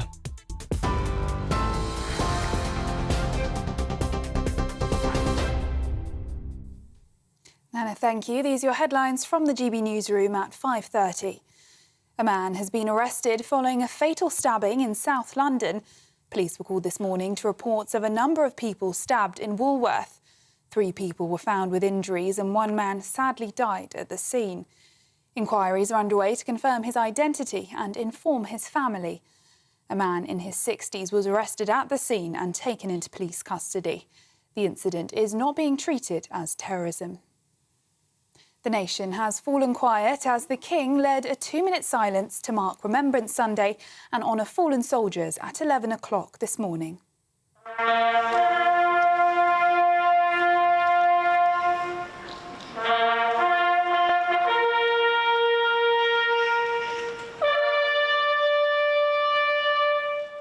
Big Ben chimed 11 times and the last post was played before King Charles, dressed in his Royal Navy uniform of the Admiral of the Fleet, laid a wreath at the cenotaph.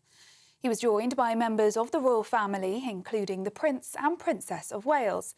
The Prime Minister, Sir Keir Starmer, and the leader of the opposition, Kemi Badenoch, both laid wreaths. They were also joined by former Prime Ministers. Today is also the first time since the start of the year that the Princess of Wales, who is recovering from cancer, is carrying out 2 consecutive days of public official engagements. 10,000 veterans have marched past the cenotaph as part of the Royal British Legion's parade.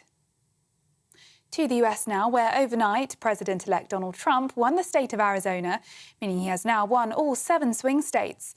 The White House announced yesterday that President Biden has invited Donald Trump to a meeting in the Oval Office on Wednesday. It comes as the president-elect has begun appointing his top team. Last night, he shared that former Republican presidential contender Nikki Haley and former Secretary of State Mike Pompeo will not be asked to join his administration. Sticking to US politics now, this morning Chief Secretary to the Treasury, Darren Jones, has said that it is probably unlikely that the government will work with Nigel Farage as an intermediary to the Trump administration, adding that Mr Farage should focus on working with his constituents in Clacton as opposed to being a transatlantic commentator. Riot police in Amsterdam have broken up a banned pro-Palestine protest following clashes this week involving Israeli football fans. Hundreds of demonstrators defied the ban to gather in the Dutch capital's Dam Square, chanting demands for an end to violence in Gaza and free Palestine. But police moved in, instructing protesters to leave, and several people were dragged away. The 3-day ban was imposed by the court from Friday. It's after attacks on Israeli supporters following a football match. Those are the latest GB News headlines, more in half an hour. For the very latest GB News direct to your smartphone, sign up to News Alerts by scanning the QR code or go to gbnews.com/alerts.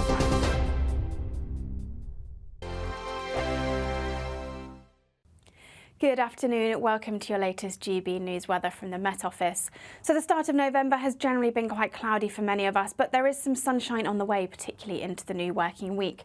However, before we get there, we have got this weather front out to the north of the UK that will continue to sink southwards through the rest of the weekend and into the start of Monday. And then it's high pressure out towards the west that will bring us those sunnier skies. So through the rest of Sunday, that weather front continues to slip its way southwards, bringing some outbreaks of rain and drizzle across parts of Wales, central southern parts of England. But further north, it's a different story. Plenty of dry and clear skies overnight into the start of Monday. Perhaps some mist and fog across Northern Ireland. And under those clear skies, generally turning quite chilly with temperatures in the low single figures. Perhaps a touch of frost possible, but generally a bit of a milder start to Monday across the southern half of the UK under that cloud.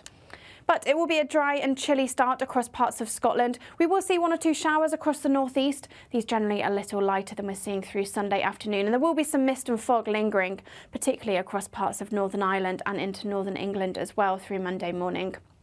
Across much of England and Wales, generally a dry and bright start to the morning. That cloud from the weather front just lingering across the south for a time. Some outbreaks of rain and drizzle first thing on Monday, but that continues to push its way southwards through early Monday morning. And then generally it's going to be a dry and bright day for most of us. Plenty of sunshine and blue skies on offer, which is a welcome change from what we've seen recently. We may see 1 or 2 showers just skirting the east coast of England. These perhaps heavy in places, but for most of us it will be a dry end to the day. And despite those temperatures around about average for the time of year, it will be feeling very pleasant in that sunshine. As we then go through the rest of Monday evening, those showers do continue just onshore across eastern parts of England, but for most of us it will be dry overnight, perhaps some mist and fog forming again across Northern Ireland, Northern England and parts of Scotland as well. But the sunshine is likely to return through much of this week, and those temperatures, they will be staying around average for the time of year, but it will still be feeling very pleasant in those sunny skies. We're proud to be GB News, the People's Channel. And as you know, we always love to hear your views. Now, there's a new way of getting in touch with us at gbnews.com/yoursay. By commenting, you can be part of a live conversation and join our GB News community. You can even talk to me, Bev Turner, or any of the members of the GB News family. Nightmare commute? Kick it up a gear with GB News Radio. You can listen online and on DAB+ and on the GB News app. We're also on TuneIn and the Radio Player app. From the school run to rush hour, get revved up with GB News Radio. We are the People's Channel, Britain's news channel. In the GB Newsroom, we bring you the news as it happens. With our team of dedicated journalists across the UK, we're ready to keep you up to date with what's happening every half an hour, every single day. Bulletins here on GB News, the People's Channel, Britain's news channel.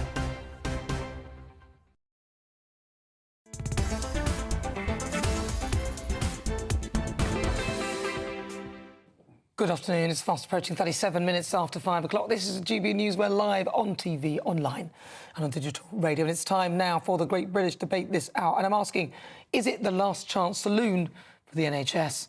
The former Health Secretary, Alan Milburn, has said that the health service must be weaned off the more culture after he was given, a job in the Department of Health and Social Care by West Streeting, adding that the NHS was drinking in the last chance saloon.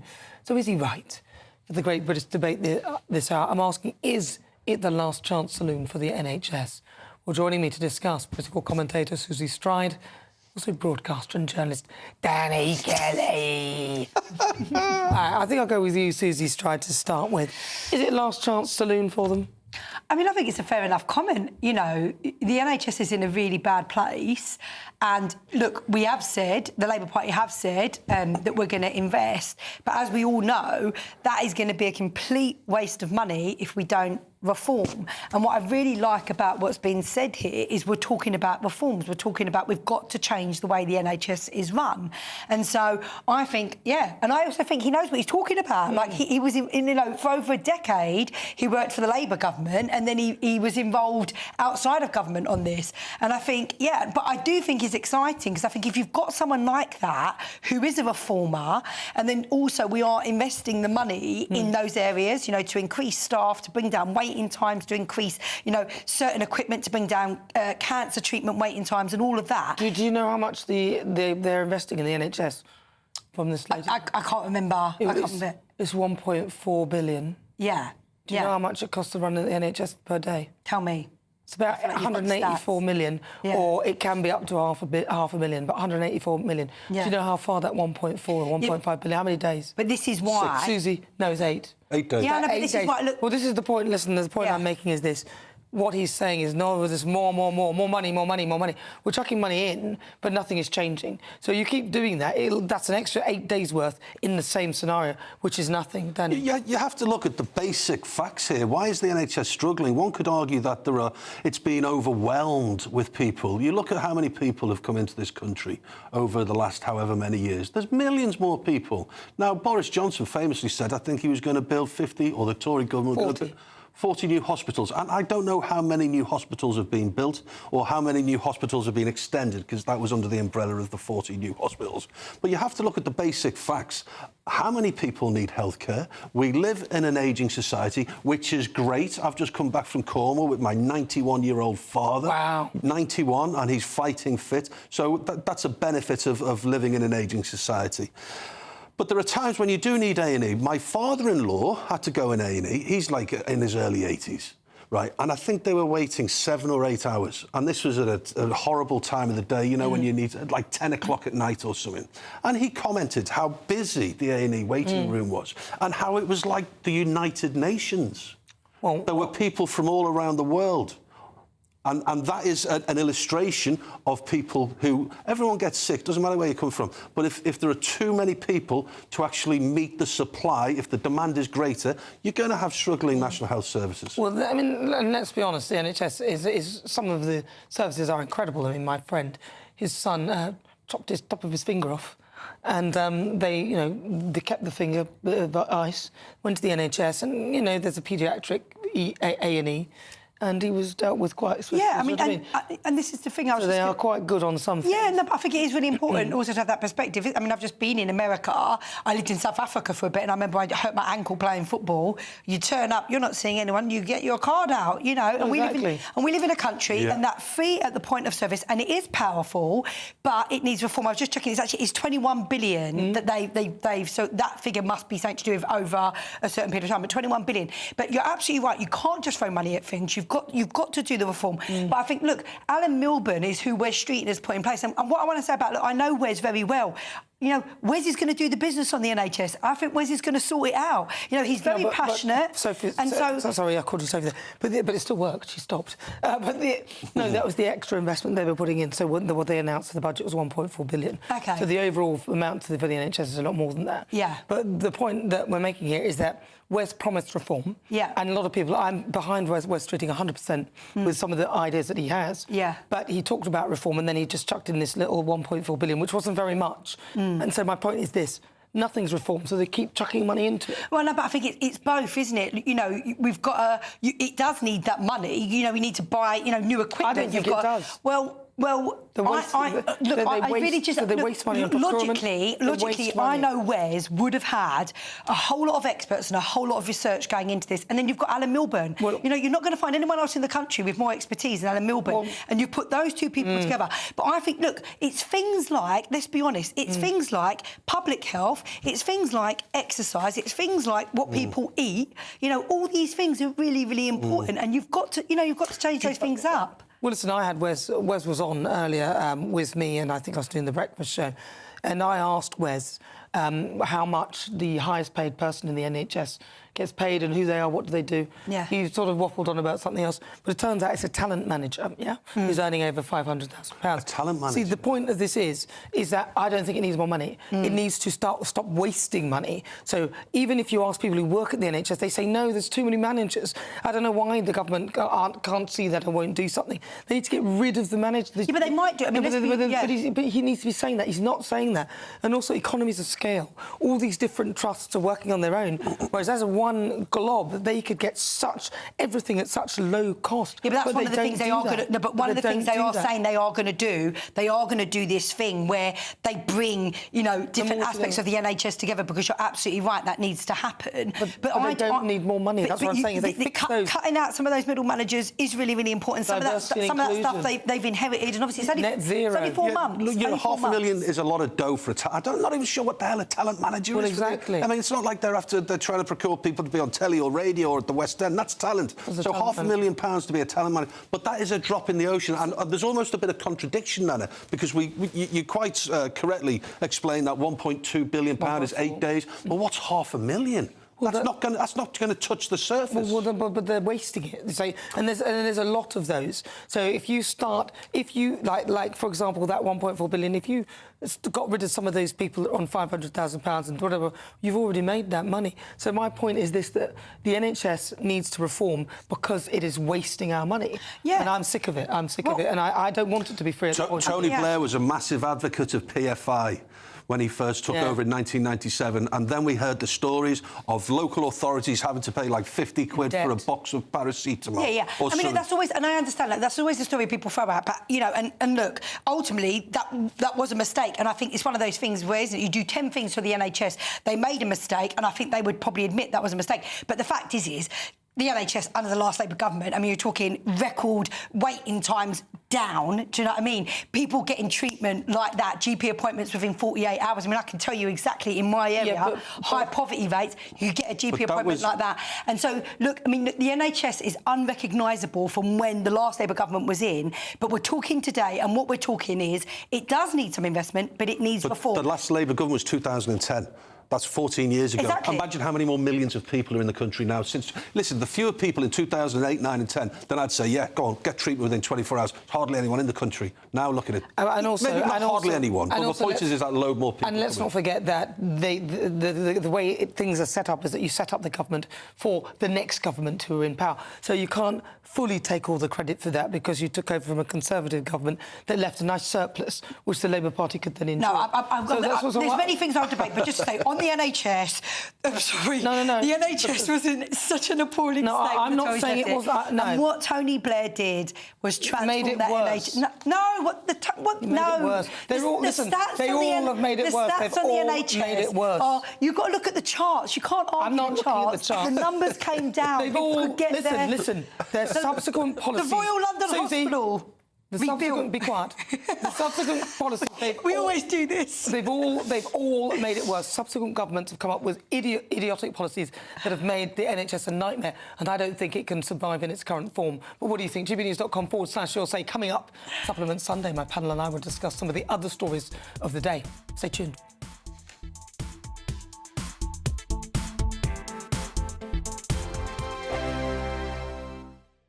Why go out on a Friday night when Friday night comes straight to your home? Talking about. Join me and my A-team of top pundits. Chemistry to tonight is electric.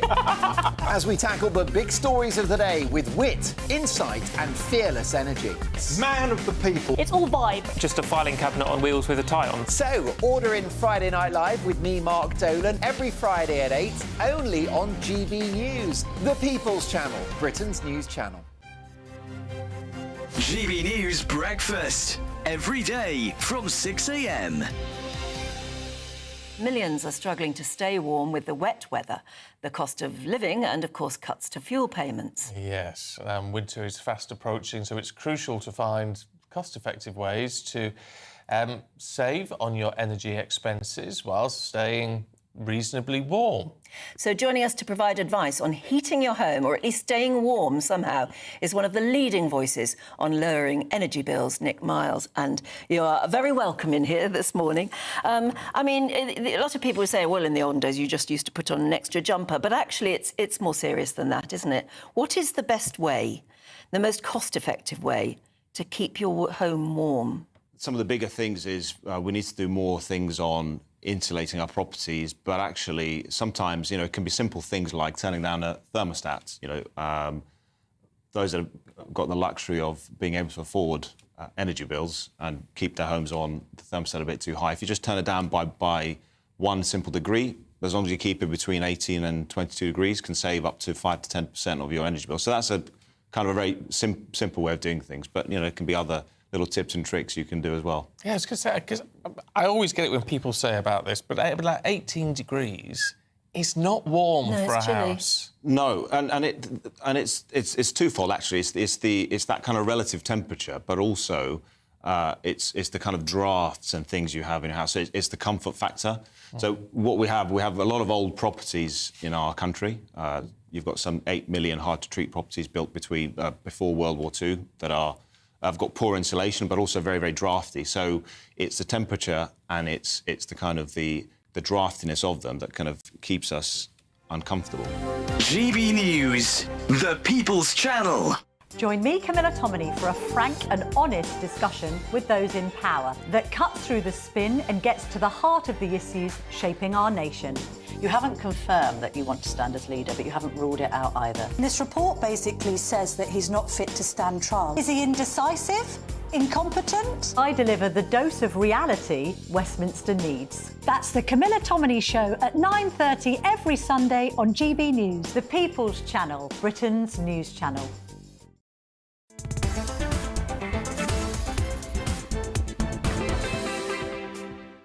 Good afternoon. If you just tuned in, where have you been? It's near the end of the show now, but OK, stay for the last 10 minutes. I'm Nana Akua. This is GB News. We are Britain's news channel. We're live on TV, online and on digital radio. Now, before the break, we were discussing whether it's the last chance saloon for the NHS. A lot of you have been getting in touch. Sylvie from South Shields, she says, I worked in the NHS for 30 years. It's not money, it's organisation and waste management needed. Far too many managers and wasted sick leave, wasted meds, etc., etc. Well, see, there you have it. I mean, and Jude says, I'm sorry, but I don't think there's any hope for the NHS. It is a failed socialist project. We need to implement a completely different system ASAP. The NHS is one of the most wasteful and inefficient public services in this country. It won't matter how much money we throw at it. Do you know, I was just thinking during the break, my father-in-law, he's in his early 80s, had 8 hours at A&E. I remember him telling me about 6 months ago, he was sent a letter by the local hospital trust, listen to this, talking about wasting dough, by an Uber. No. The local hospital trust in the West Midlands paid an Uber to take a letter to him. Wow. Now, it's not like the content of the letter was, Roger, you got 8 hours to live. This is why we're sending it by taxi. It was a regular sort of letter to do an appointment by Uber. Imagine how many thousands of Uber rides around the country delivering letters. Well, see, that's because there's no accountability and people think it's free, so therefore people don't really care, and that includes lost appointments and all that sort of thing. But listen, keep your thoughts coming. It's time now for Supplement Sunday, where my panel take a look at some of the other stories that have caught their eye. Right, joining me, political commentator Susie Stride also broadcaster and journalist Danny Kelly. Danny Kelly, should we start with you? Go on. Yeah, well, this is an awful story. Poor Liam Payne, who fell to his death from the balcony in Argentina. CCTV images of him before his death wearing a £30,000 gold Rolex. The lad falls over the balcony, the Rolex goes missing. The police have searched his hotel room, no Rolex. So whoever was maybe tending to him or who called the police or the ambulance, someone's lifted the gold Rolex. Still looking for it. It's a scandal. The poor kid's dying or dead. Someone lifts up his wrist, removes the 30k gold Rolex. Or maybe Plod nicked it. Maybe it was in the hotel room. The old Bill may have had it. Maybe it fell off. Well, it's going to be there or thereabouts. It's going to be on his wrist for the wristwatch. Terrible. People are just terrible, aren't they? Yeah. It's the whole thing's very sad, isn't it? I think suicide is just one of those things. Well, we don't know. We don't know what was the motivation. We don't know. But if it was, it may not have been. I mean, reports and drug abuse. Well, it was as high as a case. They've arrested 3 people, so. In connection with it, so we don't know the details, full details. Susie Stride, your story. Well, my story is about 80% of journalists coming from upper-class backgrounds, and actually this is a positive story for GB News because my experience of GB News is they have a real mix of people here. They have accents. You've got Danny there, who's a Scouser, Nana, who's a Geordie, Susie, who's an East Ender, and I really do think that BBC and Sky can take a leaf out of your book because it's 80%, 80% of people, from upper-class backgrounds, whatever that may be. The point is they're not from kind of more normal backgrounds, and I think we could do something about that. Well, it depends what you think is upper class and working class and all that class, and at what point you become that as well. But listen, my one is a hotel tycoon who scrapped plans to invest around £20 million in hospitality because of Rachel Reeves' inheritance tax raid, and he called it anti-business. So there you go, Rachel. Have a listen, because people are telling you that it's not working, and you need to have a rethink about that one. Should she change it? Susie Stride, quickly, you've got 5 seconds. I can't answer that in 5 seconds. I'm sorry, go for it, Danny. Yeah, I think she should do, but she won't. She's intransigent. The woman is not for turning. Who said that previously? Margaret Thatcher. Another strong woman. But she's no Margaret Thatcher, is she, Rachel Reeves? Right, throughout the show, I've been asking, should Sir Keir Starmer use Nigel Farage to broker a trade deal with Donald Trump? And according to our X poll, 79% of you said yes. 21% of you think no, he shouldn't. Wow. Well, that's an interesting one there, and I'm actually not surprised with that. I kind of think he should, but I don't think the Labour Party are wise enough to use him. I've got to say thank you so much to Susie Stride for joining me. She's a political commentator. Lovely to have you on board. And also thank you so much to the fabulous Danny Kelly. He's here every week. We're here next week as well. And as ever, a huge thank you to you for your company. I look forward to seeing you on Friday for Britain's Newsroom at 9:30. I'll also be back to do my weekend shows from 3 through till 6. But up next, it's time for a very incredible show. Stay tuned. I'll leave you with the weather.